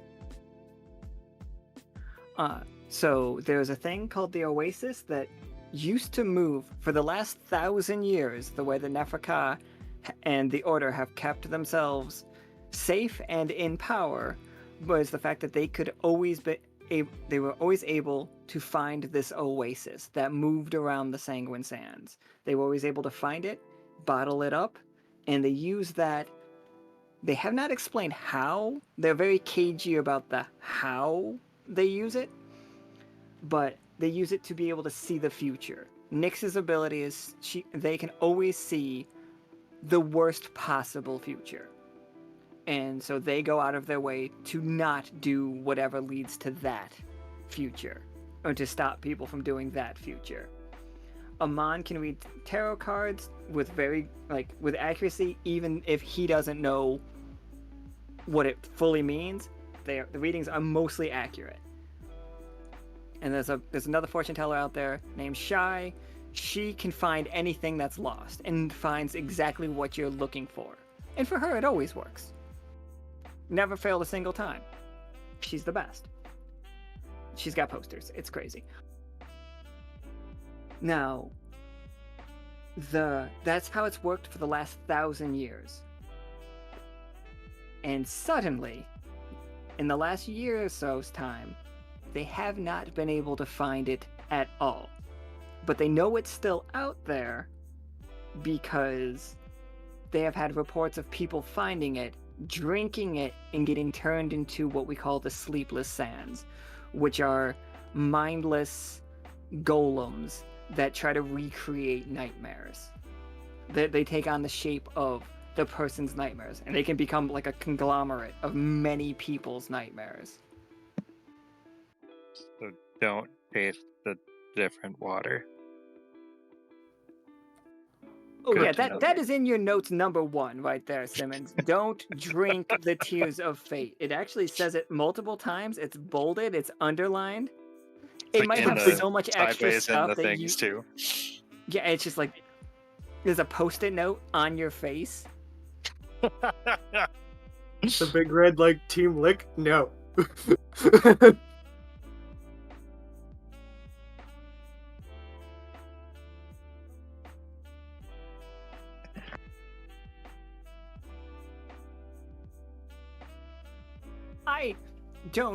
I cannot guarantee that it would kill Simmons. I don't know if he's been trained by the Order in the past.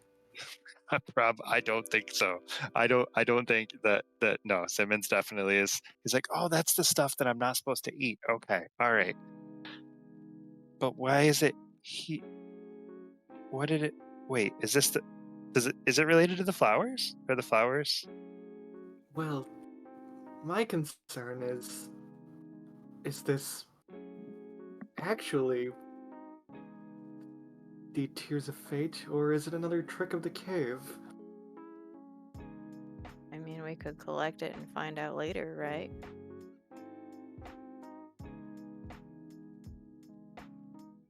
I do have an empty jar that I just poured all that sand into the guy out of.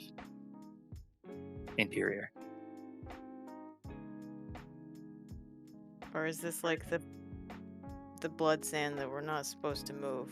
Is This there feels weird different. stuff with this blood? This water? I cannot be any more clear, Karst, on this one. There is a lot of weird shit going on with this liquid. This liquid, it is reading to you as fucking bizarre. Like, you can all see something different in it, but it does not read as predator.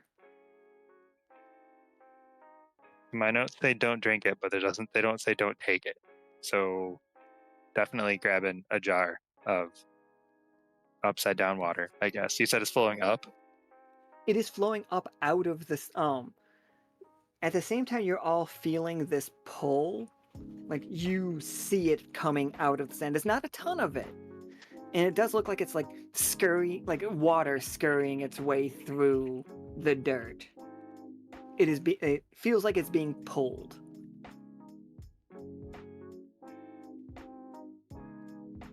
Does it still do that after I put it in the jar?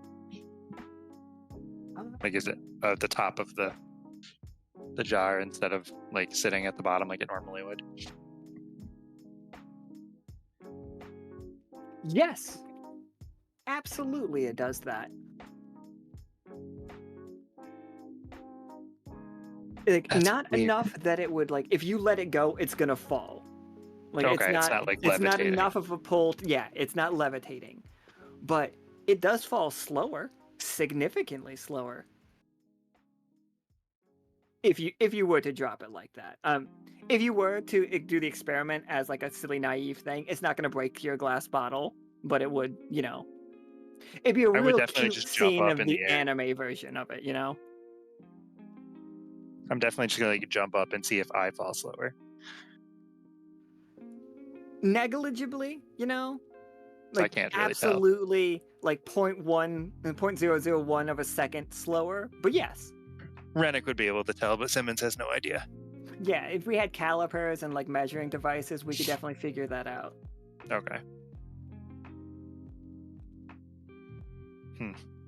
Karst is gonna like poke at the ground with their toe and see if more comes out. You can roll me a raw d20. Even a 1 isn't going to be like the end of the world, but if you do want to try to make it come out, you can roll naturalist. I think they're more just curious as opposed to like trying to get at it. Oh yeah, then for sure, give me 1 d20. Like they don't know how this works. All right. So you do see some of it. Like when you like, do you have toes? Does Karst have toes? Does Karst show toe?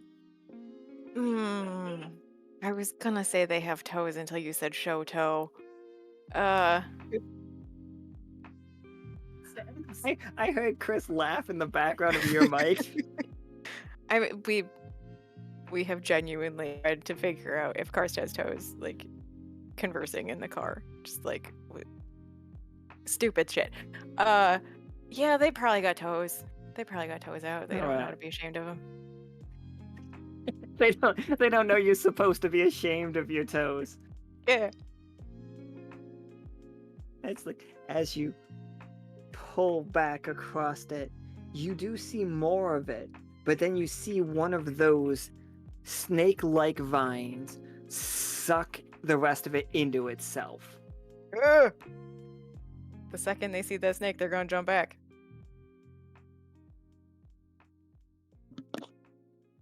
We lost Wendel to Discord real quick. Oh, no. They are going to try to come back, but we're going to see what we're doing. But while that's happening, we're going to keep moving with the game. Oh.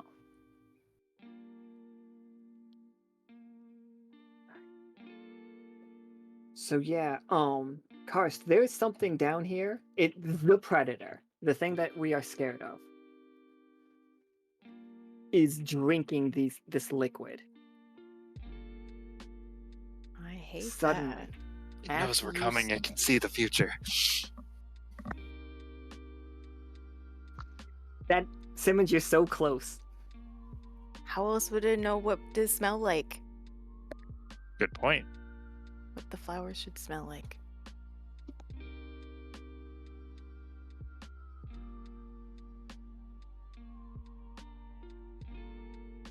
Did you say I'm so close? Is that what you said?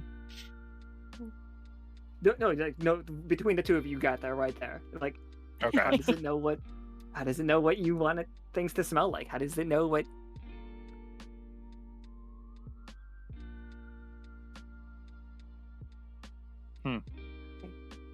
So we got to go find it then, right? Mm-mm. If it wants us to be here, if the interior wants us to get rid of it, we have to go find it. I do believe And so. the yes. predator. Oh, sorry. Oh no, go ahead. I was gonna say the predator is down. Yes. Yeah, the predator is through Like, the Karst swimming had a creepy cave. feeling up, but like predator's down. Yeah, the feeling up is still there. It is waning, is the best word I could use for it.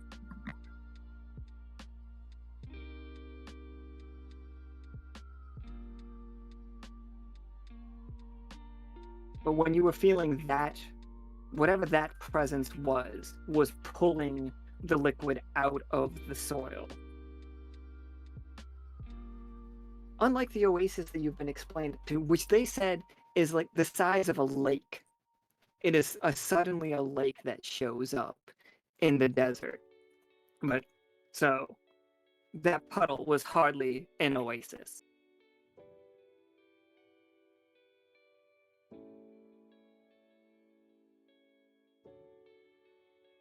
Wendell, how's your mic doing? You still a robot? You tell me. I don't know. Oh, yeah, you exist. We could hear you tell Does me. it sound bad? Oh, there it is. Oh There's god. a robot.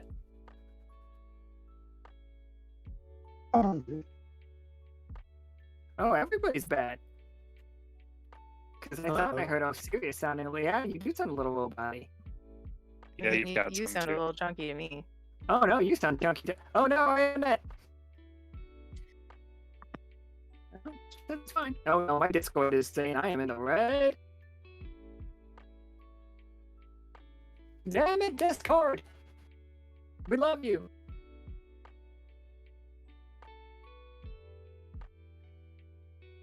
Okay, I'm back to the yellow.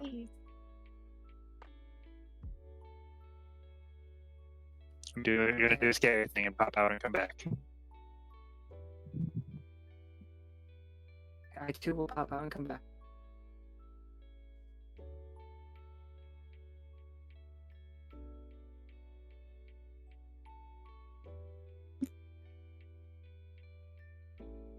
What? Hey, yellow. Plan next to the game.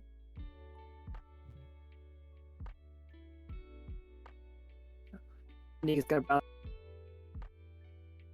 on the screen. We all disappeared.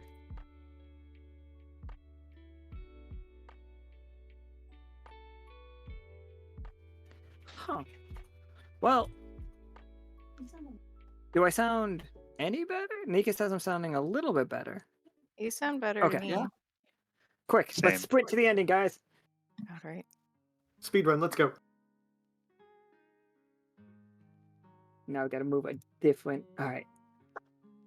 So we're going into the water to try to find this plant. This plant is pretty close. Here, let me move us here. Wrong Osiria. Right Osiria.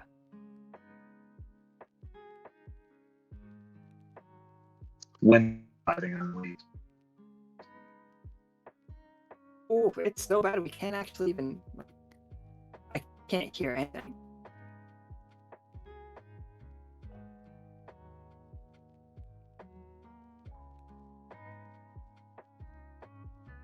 I'm furious.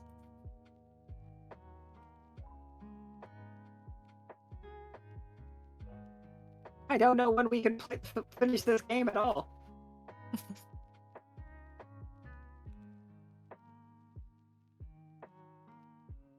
Okay. Can everybody hear me? Am I still like a robot? You're still chunky to me. God A little damn. bit, yeah. Oh, you guys are super robot to me. Yeah, we're having like a bit of like a windstorm slash. Oh, Nika says stream is absolutely fine. It's yeah. What the fuck? Oh, I'm back to green. I'm Yep, green. It's okay. We all went back green at the same time. Yep. Maybe Oh. it's okay. All right. A Wendell. little bit too late. Wendell. Can you do it? Yeah. Oh, For my you. bad.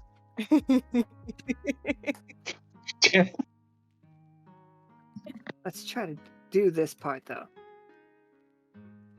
As you all get into this room, coming out of the water, it was a dark and scary swim, but don't worry, we're not gonna have to get into that part. We lost too much time. But inside, you are walking past pitcher plants, and they are reaching out to you like tentacles.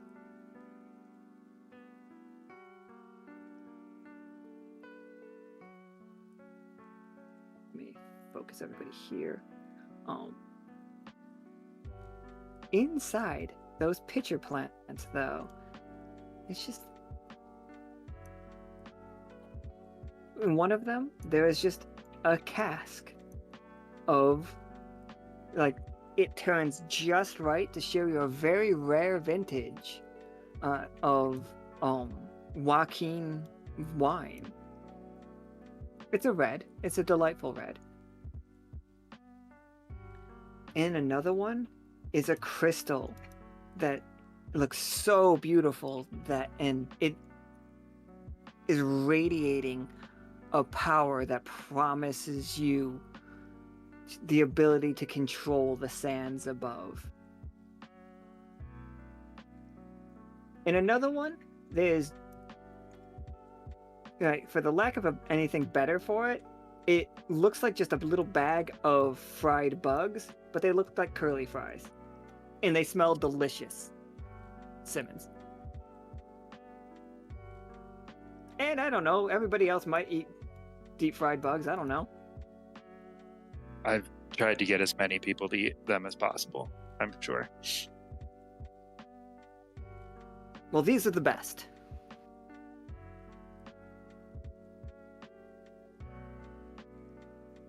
But these are the same type of plants as from upstairs, right? These are similar. I mean, like it's a similar feel of yes, like, hey, yes. this is the greatest thing that you wanted, but Yeah, if you're onto it, it's going to have a much harder time. All you have to do to avoid it is roll higher than a 5, and you won't be tempted. well, let's see what this is.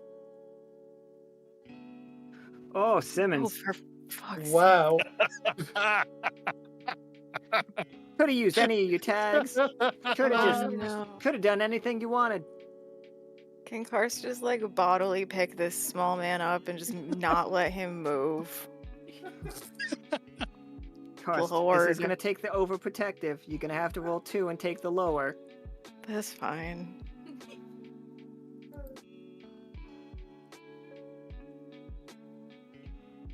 Okay. Oh, that was so 10 close to being a 10 is 2. I thought it was a 2. You. Simmons, you go after those delicious smelling bugs. They're right and there.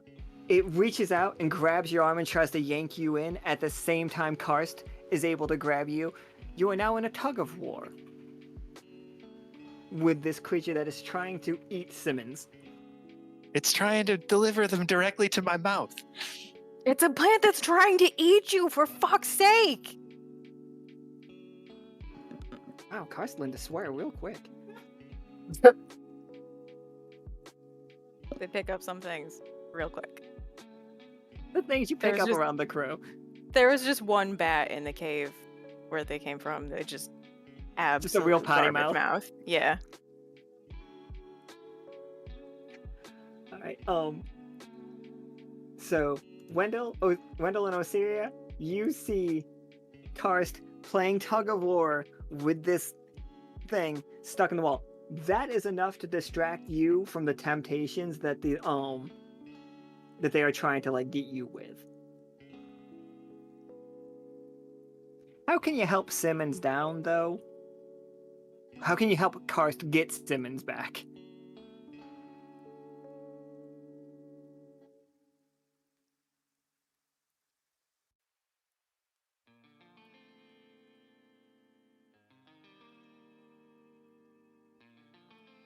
I have a weird idea that might work.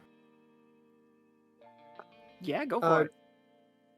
Can I use Naturalist to, like, study the thing and see if there's, like, a point on it that will, like, force it to let go effectively? Like, if you strike out at a certain point, like, it will release whatever it's holding? Yeah, go ahead and give me 2d20. Let's see if there is.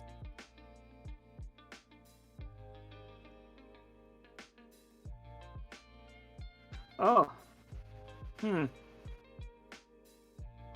know, you wanted there to be one, so you started to see it Oh, no. as it wraps, as the other one wraps its like tentacle from behind you and starts pulling you in. it was showing you exactly what you wanted to see. You saw the big glowing weak spot. There it is. How were you gonna like hit it? Like all you need to do was take a knife or any sharp object and just stab it right in there, and all the tentacles let go. That you know that for a fact. That is how it works. See, I think I know exactly how it played out. Yeah, hit us. I think she was like reeling back with her claws to like strike out at it, but because she wasn't looking behind her, the other one basically had a free shot to grab her, like, while she was focused on the one that has Simmons.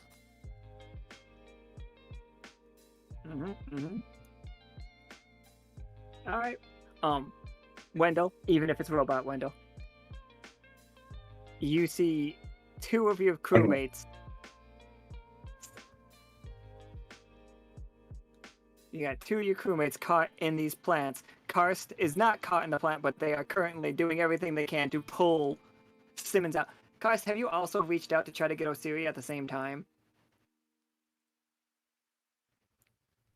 You double hand this one. If there's like, if they don't have to move too much from where they are, like, yeah, probably. Absolutely. Wall robots again, everybody. Robot Welcome fight. to the Robot Robot Wars. fight. Robot fight. Little rock'em sock'em robot.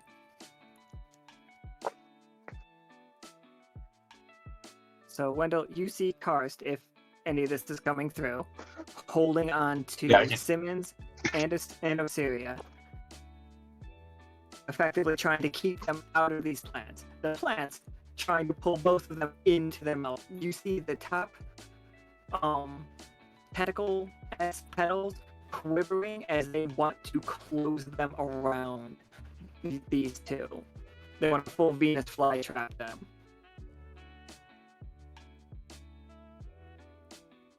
Sorry if I'm robotic. Wendell's gonna go to Osiria and say, "Become a wolf." And he's just gonna use his hammer and swing it at the plant. Yeah, alright. Swing that hammer. I mean, if it I helps would any, like- Osiria will listen to him in show form.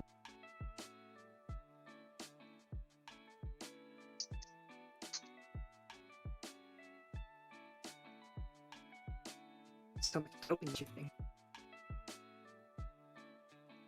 That's not the map wrong there, but...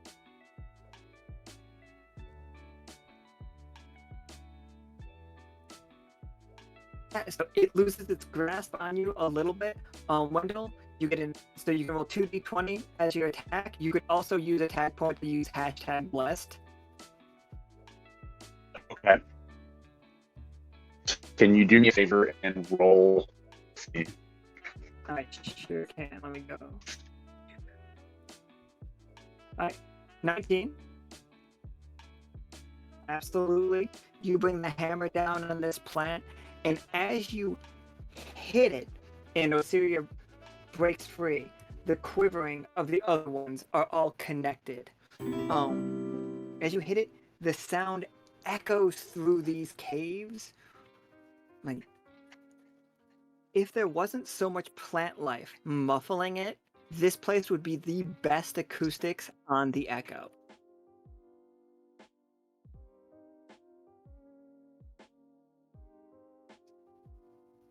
Love it. This place, it resonates, and like Karst, Simmons comes flying into your arms when it lets go. Osiria, wolf form, you were able to get free just fine.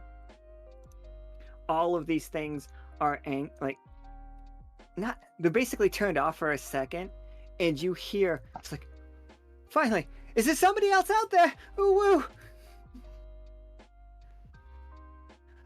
We could really use some help down here! Ooh woo! Damn it.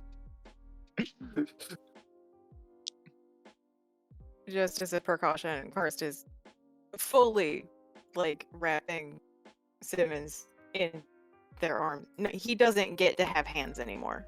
He doesn't have access to his arms.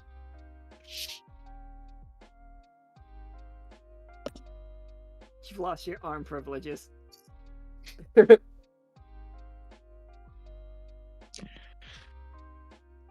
in that case, since I can't do anything, Simmons is definitely gonna yell down to whoever's calling for help and being like, yeah, we're here to help. There are people Where do who we will- go? Look for the big red plant. You can't miss us. Are they in the plant? They're like Let me just go look, being let me go a little bit digested? forward. Here we go. Here we are. They're being digested right now. So they're ow wows instead of ooh woos. God damn it.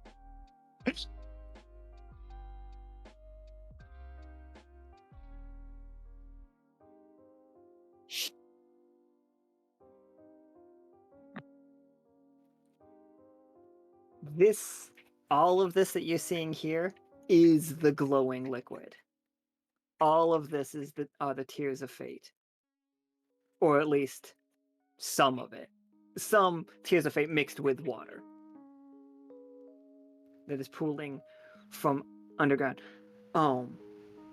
You, Karst, Wendel, you feel that pull again. Stronger this time. You might even see the bottle start to raise a little bit in Simmons' pocket.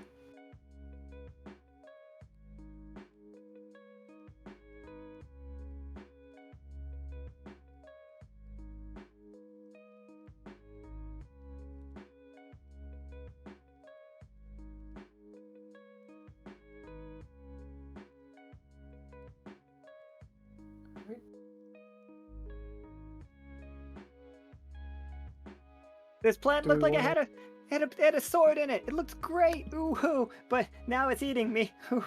If you don't mind, you know.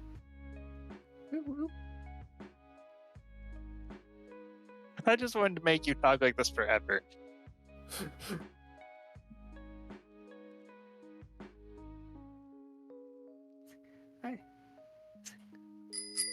Is there anything you can do, Woo?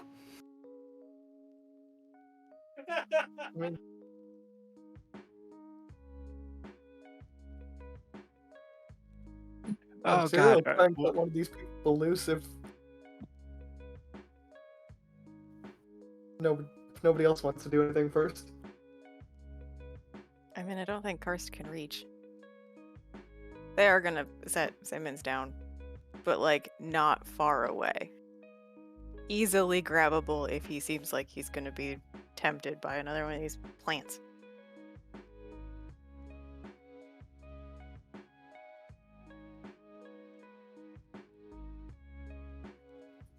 Absolutely. Osiria, because you did the work earlier about studying the cactus outside, this is Post Archer definitely played this card, Swaddle Simmons. that type of species. Whatever that is got down here. Oh, okay. They are mutating in weird ways, and you could swear once in a while it looks like one of these has like blue eyes staring at you. But they're very lethargic from Wendel's hammer hit.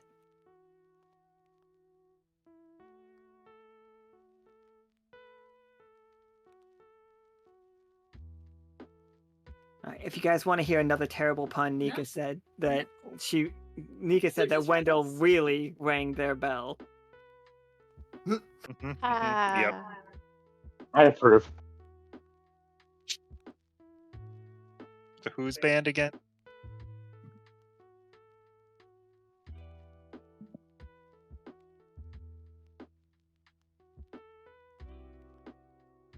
So yeah, their mouths are like slightly open. You see the Urunagas who do have arms. These are just snake pictures. But they do have arms. They don't have legs. They are between 5 foot and 8 foot tall, these guys. Hard to tell. Where do you start measuring?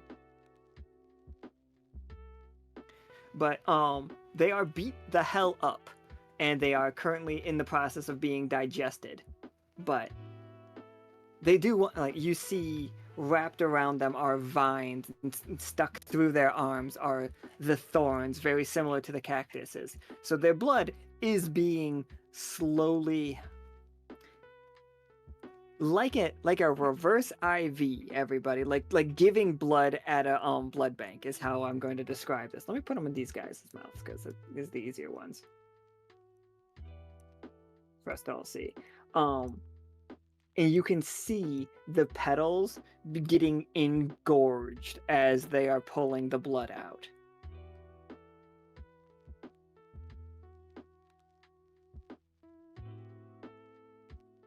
Are these all individual plants, or they like go back to one source? From Karst's figuring it out earlier, all of them are the same creature. Every plant in this dungeon has been all just one thing.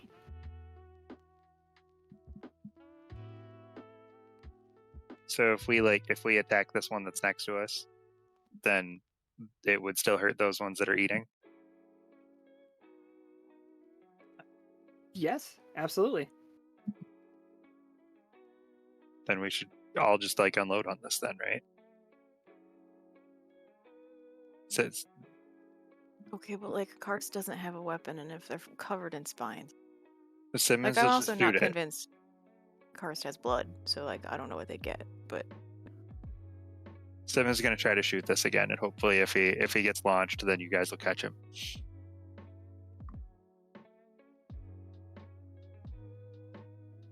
The willingness to just shoot. Just shoot. Just like pull out the gun, point it at the plant. Don't even look at it, and just shoot. Yes, but yes, exactly. Perfect. Tough choice, Simmons. You can deal raw 12 to this thing. You blow that pod straight to hell. It kills it. That one. You'll blow that one to smithereens. It will take 12 damage. You don't even have to roll your damage thing. But that damage alerts it immediately. Like, all of it starts, like, coming back to life real fast. Or, you can roll me a d12. And as long as you don't deal 12 damage with that, they don't wake up. But you also might do 1 damage. All my rolls have been really low, so I mean, what do you think, guys? I say go for it. Go for the roll. Yeah. 4. That's not 12. It's a third. You put the bullet in it, it starts leaking blood and these tears of fate, like, out of it. Immediately you can see the blood and the tears of fate separate. The tears of fate go directly into the pool as fast as it can.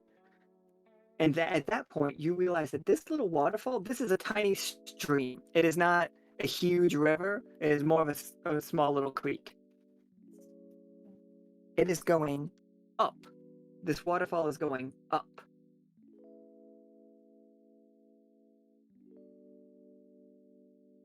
okay, I But the know bullet that's going not up. normal.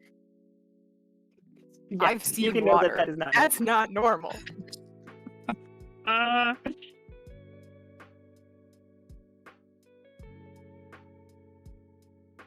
You can also see there's a hole in the mountain. You've been in here a while, quite a while.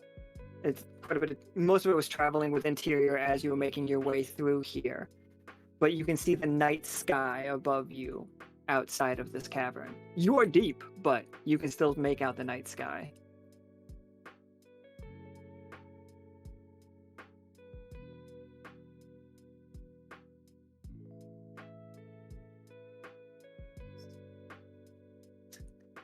That That's great, Uwu, but help! As one of them starts to like close its mouth back around one of the Uwu Nagas.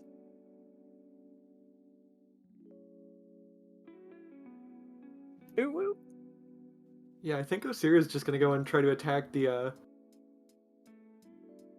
attack this plant up here. Yeah, what style attack are we talking here?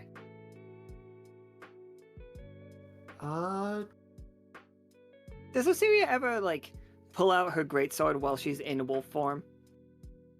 I've thought about it. I don't think she's ever done it before. Okay, just asking. Inquiring minds. Thank God.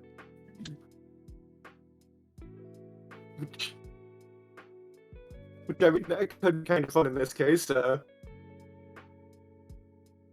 Like go full Dark Souls on it. Yeah, absolutely.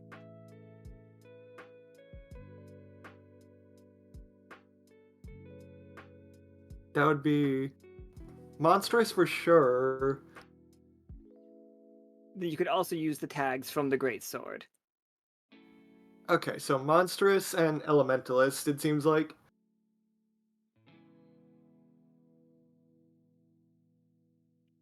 It's Osiria turning into two other versions of herself at the same time.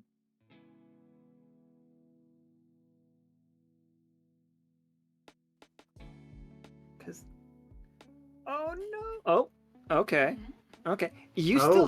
still haven't ignored your 1/1 though. Like oh, did you? No, we thought about it, but decided that there was probably a better role for it. That is what I remember. Karst This seems like a telling better you to save role. it. This Yeah, seems this like seems a like an better important role for it. For sure. All right. This is monstrous. Gets a level up right now. Like, I mean, gets an experience. Let me put that in there so I don't forget it.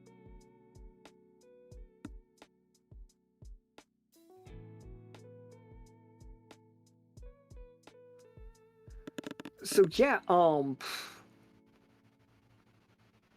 What is the attack? Like, you are jumping through the air, I assume, and like basically flying because you can, as long as you're using that greatsword.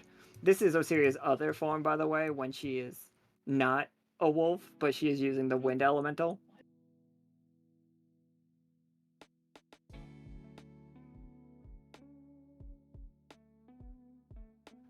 But yeah, which one were you going for, and like how were you doing? Like, you're gonna Like- do 24 damage to whatever you hit. I think it's gonna be like hop up the rocks here, do like an overhead flip, and just cut this one like at the root effectively. Sorry, which one? I'm not seeing the ping. Oh, yeah, okay, that one. absolutely. Sorry. Oh. Yeah, this guy comes falling out of it, slaps on the ground, and just shakes themselves free. They look over at everybody like, thank you, and they like start slithering out. It's like, wait for me, no. Ooh. Terrified snakes, by the way.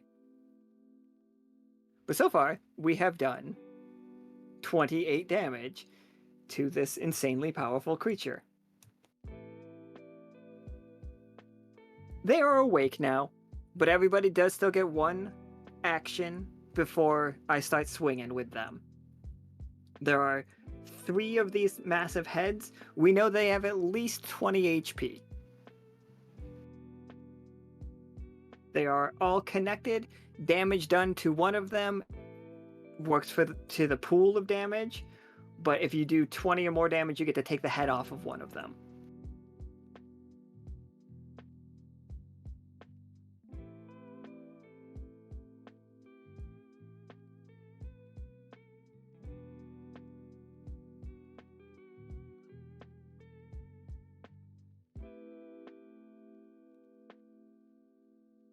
That's very cool. Anybody got any plans? Karst, you don't have to attack. I think between your naturalist and guardian, you can kind of unroot them if you put in effort, but it's a dangerous attack because it will try to eat you while you are doing that.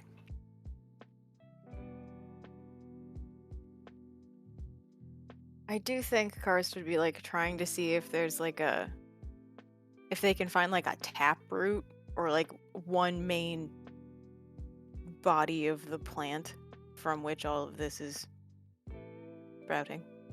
Oh man, I love when you guys try to figure out if it's weak to anything. It always ends up with somebody trying to be eaten.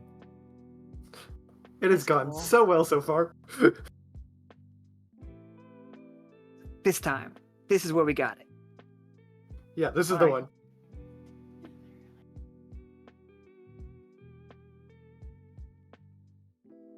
Alright, Karst. I can see you using Naturalist and Protector. I want to give you one extra die for Monstrous, even though you don't have to spend 3 tag points to get it. Like, I will just give you the Monstrous because you rolled really well. You scared it earlier. It is scared of you. Oh, I love that. Okay. Yeah. So this 3, 4. You can roll 4? 40-20, yeah, if you want to. Or you could spend it on effectiveness. You could have 2d20 and roll me, because you know their weakness, you would roll me, what, 4d10, 4d12? Or any mix of there. That one. Alright, 2d20, 2d20. 4d12? Bunch of D12. Alright. Oh god, please be good. 17 and a 14, both of those are solid rolls. You do find that root. It is in you see an ancient coffin down here. It is in the water. It looks like it washed away here. It is red, crystalline, salt covered. All over its cover is written in Biromantic language, ancient curses to anyone who tries to wake up out of this place. Is this more vampires? This Karst is a doesn't vampire. know this, but Amy is like, is this more vampires? This is more vampires. They are, like, it clearly ended up down here.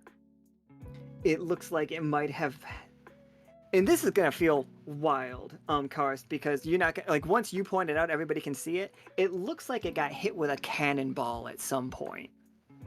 Like, literally, it has breakages that look like it was shot from above with a cannonball. Huh. Okay. But it is leaking blood into this water. No, sorry. It is not leaking blood. But at one point, you can tell it was full of blood. And now it is just a dried up corpse. You can see it vaguely through the tinted salt cover. It is the shape of humanoid, but even you cannot make out its face to save your life. Huh. And the plant is coming from The plant's like the root coffin. the coffin is its root. It has used the coffin to, like, as its basis, and then you see it is pulling in as much of the tears of fate as it can.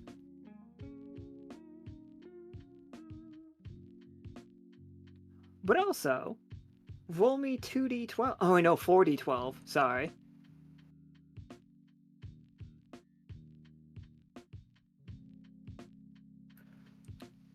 $32 damage.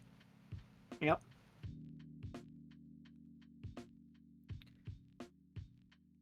It is very upset. What? Osiria, I said uses 24 to it, Correct. and then 32. Okay. To the root system, so you hit them all. Okay. It's not happy. One of the heads limps and falls. Like, it wilts as the one still holding the last Naga is like receives the rest of that blood.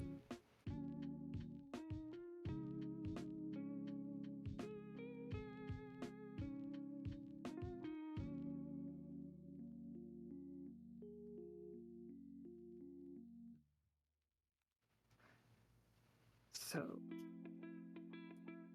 Wendell, can you hear us still?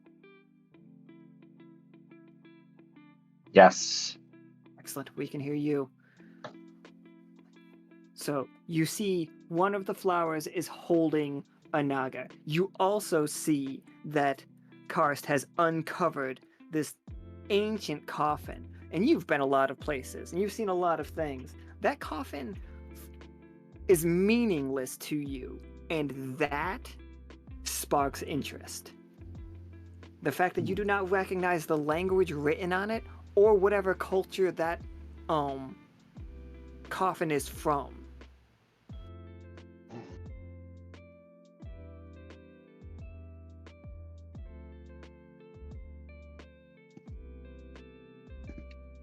Coffin is scary.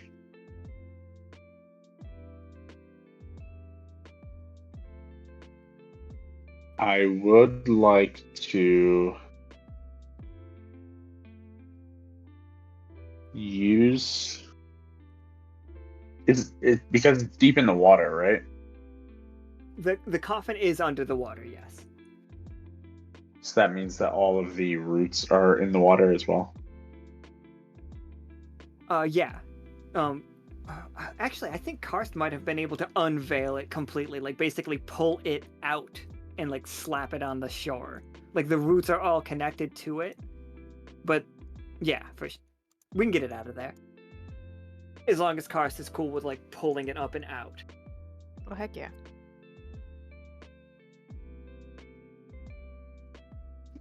Does that mean that the root that was connected to the coffin has been like ripped away? Oh, definitely. One of them, this one, this one's on the right here, has been ripped completely away and it died immediately. Of course, I have a Okay. coffin token.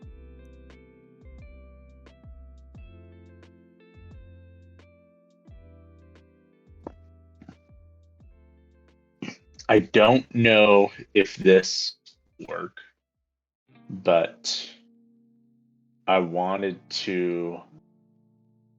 I don't even know if you have any sort of rules for this at all. But in my mind, this vampiric blood is incredibly like unholy. And I wanted to like essentially unleash a lot of holy aura from the bell inside the water. Okay, absolutely. In the like, you put it in the water and then ring the bell. Yes, and in an attempt to like just overclock holy magic For or holy sure. All right. divinity. I love that. Is there any way anybody else could help you do that? You know, because I'd love to get more dice on it.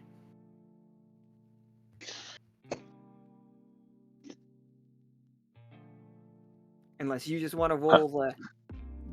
You just roll two. One with Explorer might work for it because you've seen a lot of shit.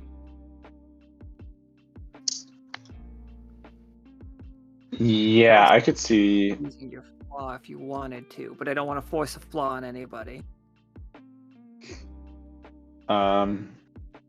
Yeah, I don't think I feel like helps I here. feel like it's definitely a blessed roll, but I'm not sure how to add additional dice unless I was gonna get help.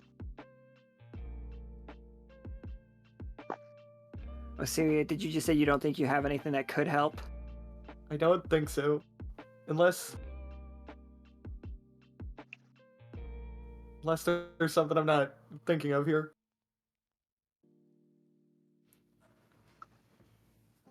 I could, if Wendell was willing to take a turn where, like, setting up the perfect strike, finding the perfect spot, like, so Karst, Osiria, and Simmons have to protect Wendell while he sets this up. I could see that working. Like, you give him your monstrous tag to protect him. Simmons does not have any tags for his gun. He just shoots things. In that case, would it be monstrous and protector? Yeah, I'd let Protector rock for both of our protectors. Hey Simmons, you want to just roll me a raw 20-sider and see if you help or hurt him? Oh God, yeah. So I pulled out my gun and started blasting. Yeah, there you go. Oh. Not just One any D20, a raw D20. Yeah, the raw d20 is important. Yeah, so you get an extra die from Simmons. Like, one of them comes after you and Simmons just blasts it. So, Osiria, you see another one of them, almost like it knows what's about to happen. Like, lashing out. Like, it is fully aware. It is glowing blue, and you see eyes start appearing all over this thing, leaking.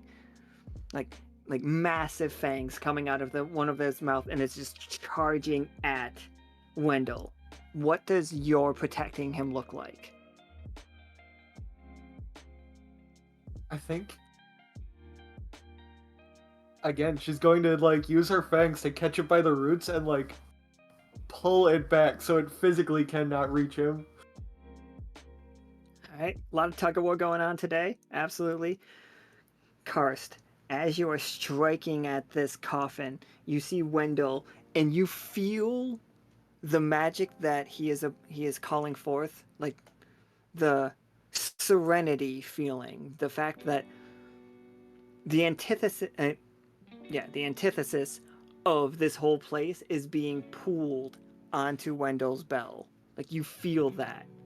But you see the roots begin growing quickly out of the coffin, along the ground. It looks like you know, old cartoons where the mice are burrowing? Mm-hmm.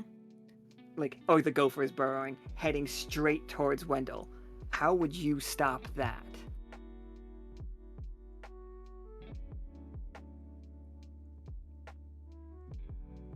I mean, the first instinct is to use their terrible feet and just stomp at it. Yep, yep. So the feeder team. Now, canonically, Karst Uh-huh. shows toe, and they're terrible.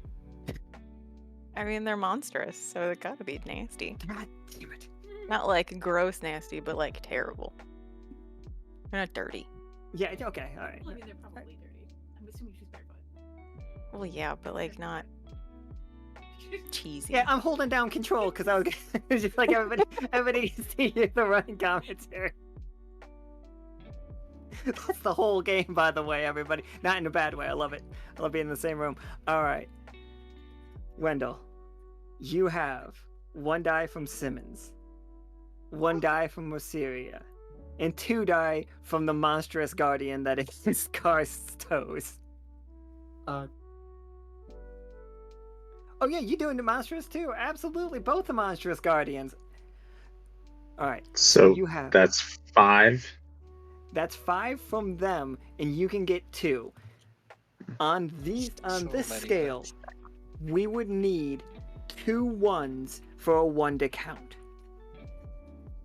It's like, unless they're Okay. all failures, like the 2 1s do not hold. 1 holds no sway. So this is 7 D20. 7 d20. Okay, the 1-1 we are still safe from.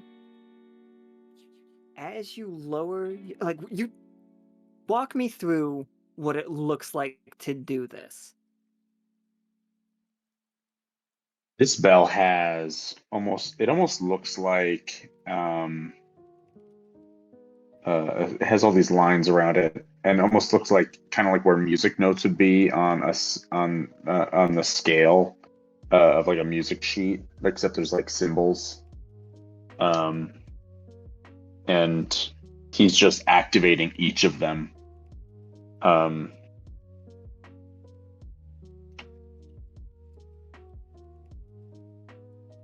So it's I assume it's like this, like it starts kind of this low hum and then it grows and grows until it is starting to like this incredibly kind of low knell sound, this like never-ending kind of hum of a larger bell, until it gets about as loud as it can be. And in this cave, it is resonating. The entire Sanguine side can hear this bell ring. As you see the Tears of Fate begin to float up, they separate themselves from the water. Simmons, you gotta hold on to yours. Don't worry, you're not gonna lose it as long as you, like, don't let it go. You don't have to roll for it or anything, just. And then the last sound is it's a cacophony. It is a beautiful, massive noise that rips all of these plants off the walls. Like, the roots are disintegrated. They burst into silver flame everywhere one of the plants was. They are just eradicated. And after it all calms down, you see the salty river and salty creek flowing regular direction again. It is no longer flowing up. The glowing blue light is gone. There is no bit of the blood remaining in this room. It looks like, Karst, it looks like a comfortable cave. It is chilly down here, but you no longer feel, looking up through the hole in the cave, you do still feel the tug, that strange pulling, but it doesn't feel as insistent. You don't feel it pulling anything from the ground anymore. As, let me tell you right now, blessed and divine magic sure works on vampires. Wendel, you understand it through playing the song that these vampires are considered a universal evil. The whole Echo believed these things were the worst thing while they existed. That is a lot of where the divine versions of, like, blessed magic comes from, are people like these.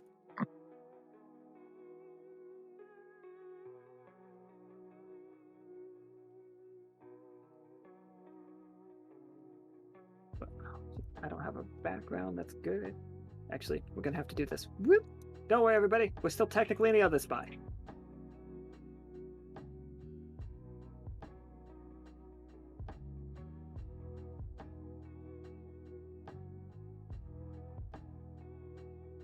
Some of the flower, like, no, none of the flowers remain.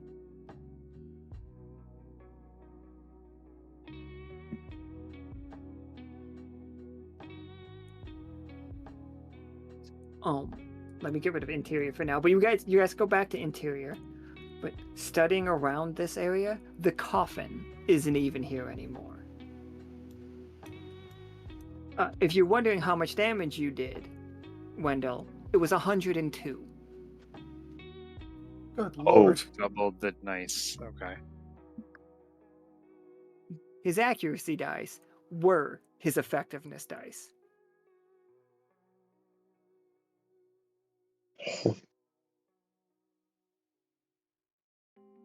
That's a thing. That's a hell of a thing.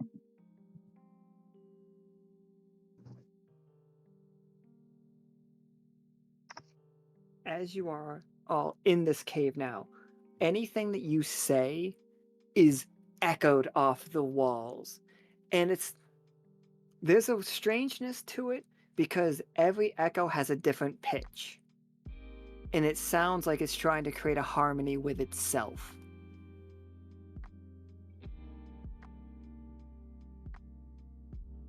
If you drop a stone, the echo will do the same thing, and it'll sound like you're making a song. Your footsteps will sound melodic.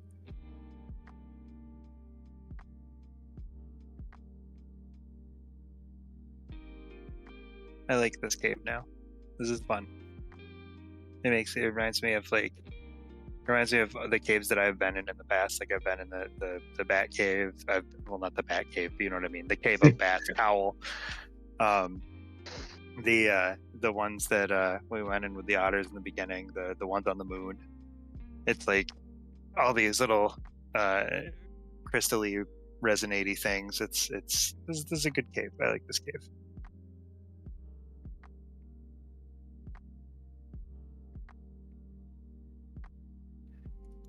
Because I know we're running short on time, and some of you are East Coast and don't want to keep you up forever. Interior comes up.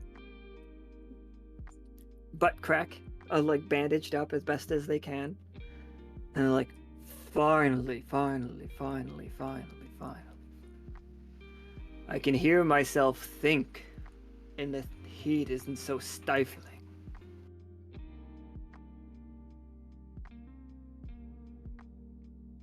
Is there anything I can do for you, as a reward? Or... Oh shit, Uwu Naga. He's fine. He ran away. You didn't kill him. Both of them got away? Both of them got away. Okay. Oh. Those of the earth. God. Every one of these is fantastic. Thank you, woo, you woo, you woo, you woo, you woo, you woo, you woo. That's the last time I'm doing that joke. That's it.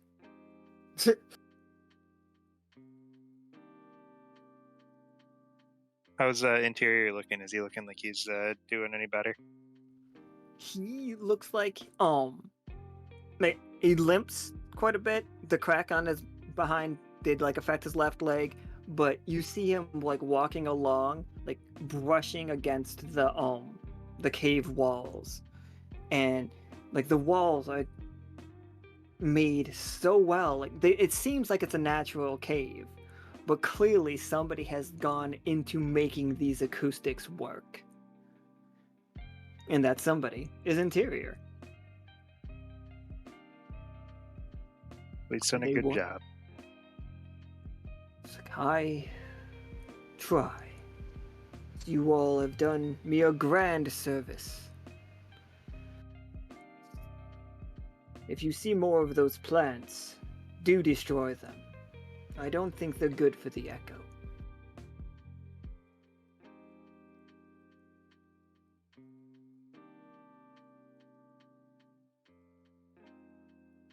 But that bell, little winger, it reminds me of someone that I once knew. I can't place their name. And it is also, just so that you're not, stuck on this one, Wendel, it is also a name that has been pulled from history. Mm.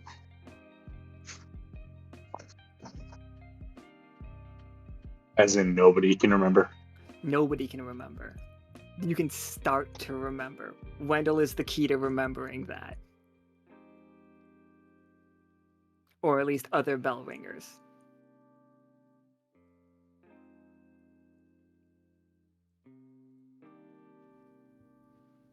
Hmm.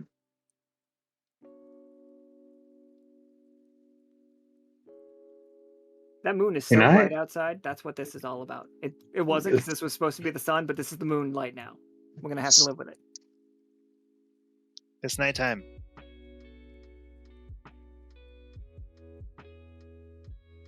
Yeah, is it a blood moon? Does it look like if we look out, does it just like look like the moon is normal, or is it like weird from the craziness? I don't think it's weird from the craziness, but you know, it is the moon. Right. It looks like, you know what it is.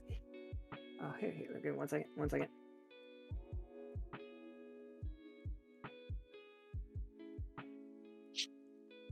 It's a little bit blue lighty, like it, as though, you know how a blood moon is that way because of like a haze, right? Right. Same theory. There's like a teal haze in the air, like giving everything a light teal vibe. Hmm.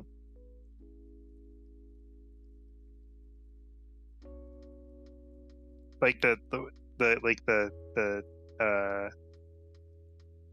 not water. Like the not water.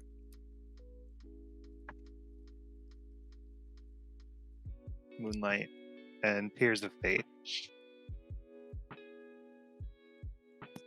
Moon of Fate? Moon of Fate? Ooh. The moon is crying. The moon is very sad. I mean, it is full of holes in it. Didn't you fall into a cave in the moon? Mm-hmm. Moon's hollow.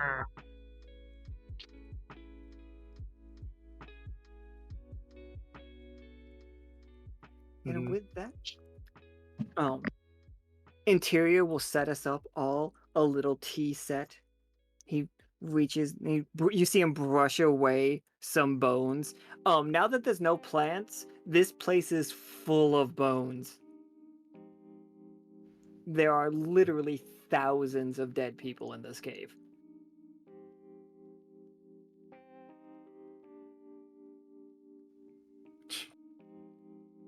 If anything, I think And- Osiria is more impressed than anything else. Just like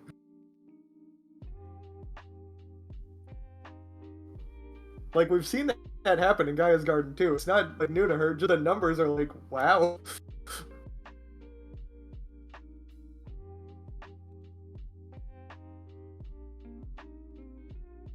Should we like?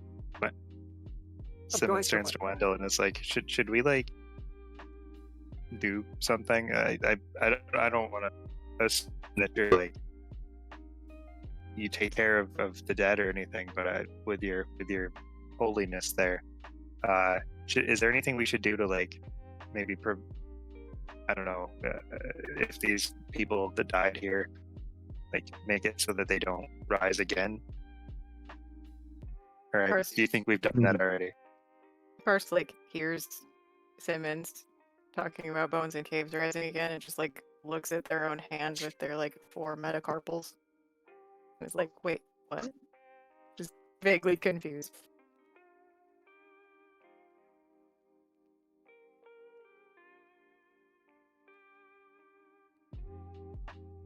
I thought we'd play like a little like Song of the Dead kind of thing, but I think kind of this return to nature, like all the bones, like being used by plants and other things. Absolutely. As you begin to do that, Interior stands next to you and begins matching the tone with their deep, deep voice. And you see the bones begin to shake and break apart and just become part of the caves, smoothing out some of the parts that had like fang marks and weapon marks in them.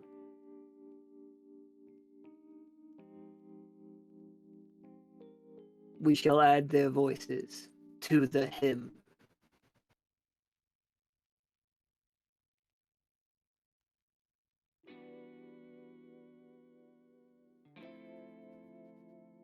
And again, this song played in this cave is heard throughout England. It feels like it doesn't have an origin. You know what I mean? Mm. Like everybody can feel it as though it is coming from everywhere.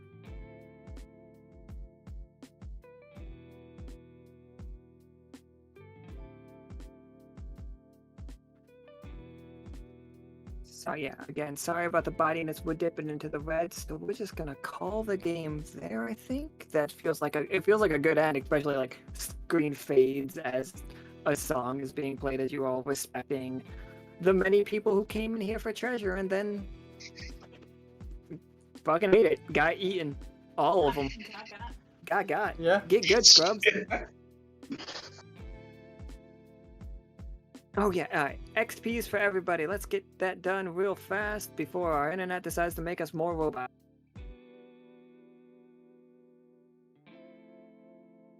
Alright, Karst, you obviously got a point from Monstrous for your 20, so you have 2 in Monstrous. Nothing in Naturalist, nothing in Protector thus far. If you put 1 more point into Monstrous, it does change into something else. What?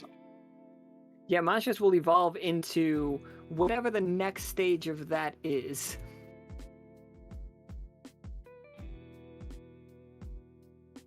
Or you could put an experience into either Naturalist or Protector. Both, you used everything very well today, so. You also mean, did use Overprotective as well, so.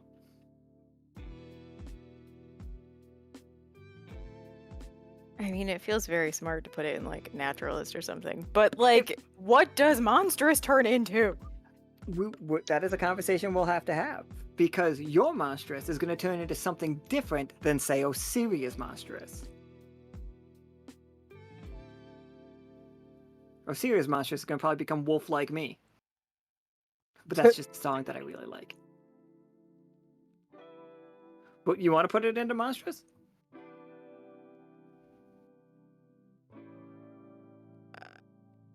Oh, like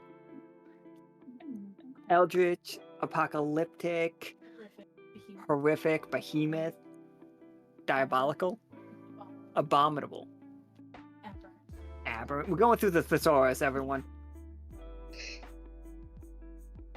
I'm gonna put it in Protective because I think they got a lot of practice in that, and I'm gonna think about how potentially Monstrous would evolve.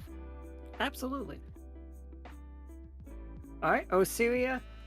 Did you roll in that 20 earlier too? Like, no, yeah, I you did, right? Into Monstrous.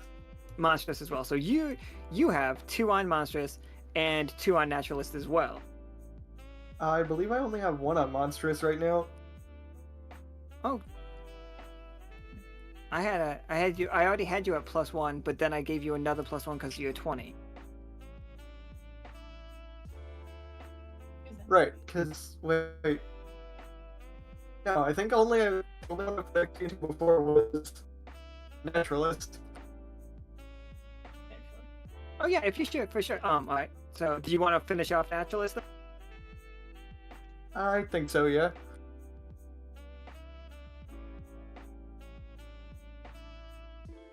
From your birthday game. Yeah, you Did I roll Yeah. a 20 there? you have and everybody that's played in the birthday game, with the exception of the pirate, the main character energies, you have all had more games than anybody else.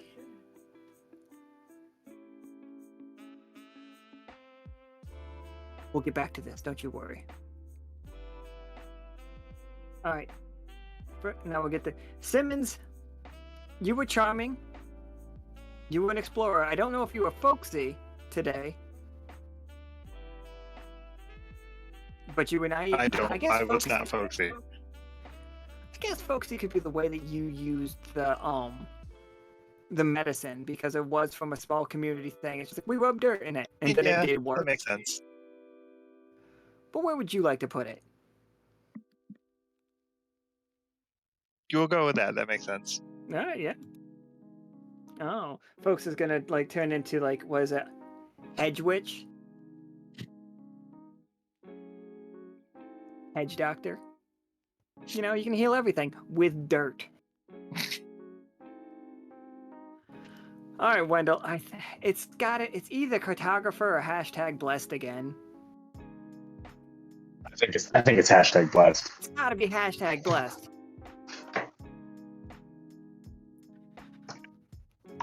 Yeah. Okay. It's so easy when it's just very obvious where it needs to go.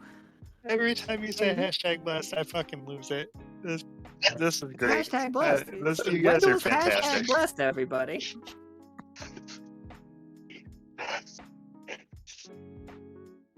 They don't make the rules. We just design the game and then laugh about it. Oh man, the character creation pretty much started there. He just saw hashtag blessed and like started laughing. He did too. That was the call. That was the entirety of that call. Was he saw hashtag blessed and was just like, we thought he was going to be a frog person though. To be honest, we really had our money on him being a frog person. Anyway, all right. So thank you all for playing. Thank everybody for coming and watching. We're so sorry about the technical difficulties. Even if it's not our fault, we're still sorry about them. You guys killed it. I mean, obviously, not only did you just blow the hell out of the vampire plants, but you did all the right steps leading up to it. Like, you did the study work, so you knew how to kill them. You knew what kind of things that they were, and then you just did your own parts. I'm very much loving the tag system for showing us who your characters are, and I'm really loving that. So, thank you guys so much for playing. I can't wait to have tomorrow off. And then we have games on Tuesday and we have games on Wednesday, but they both start at 5 p.m. Pacific Standard Time. But yeah, those are where we could fit those in. So with that, everybody say goodbye forever. Goodbye forever. Bye. Goodbye. Forever. Is it St. Patrick's Day tomorrow?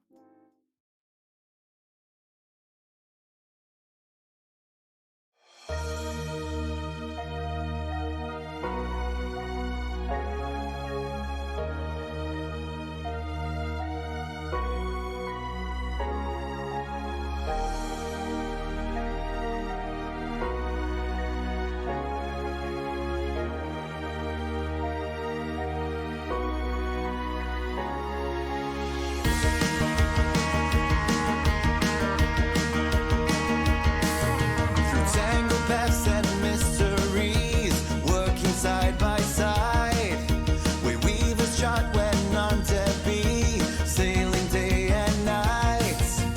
Luminaries chase the truth through boundless wisdom keen. Through tests and trials, they'll guide the crew to sights yet to be seen. Raise the banner, let it fly. United we stand tall. A spirit bold and a courage bright to answer echo's call. Adventure waits for nobody, so rally up the crew. Sailing towards our destiny, we know just what to do.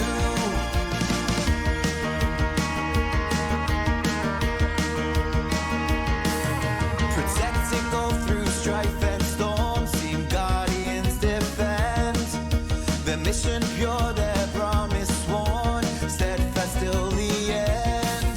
Mysticians seek what lies untold, with spells of newfound lore. Lighting paths and opening gates to magic's very core. Raise the banner, let it fly. United we stand tall. A spirit bold and a courage bright to answer echo's call. Adventure waits for nobody, so rally up the crew. Sailing towards our destiny, we know just what to do.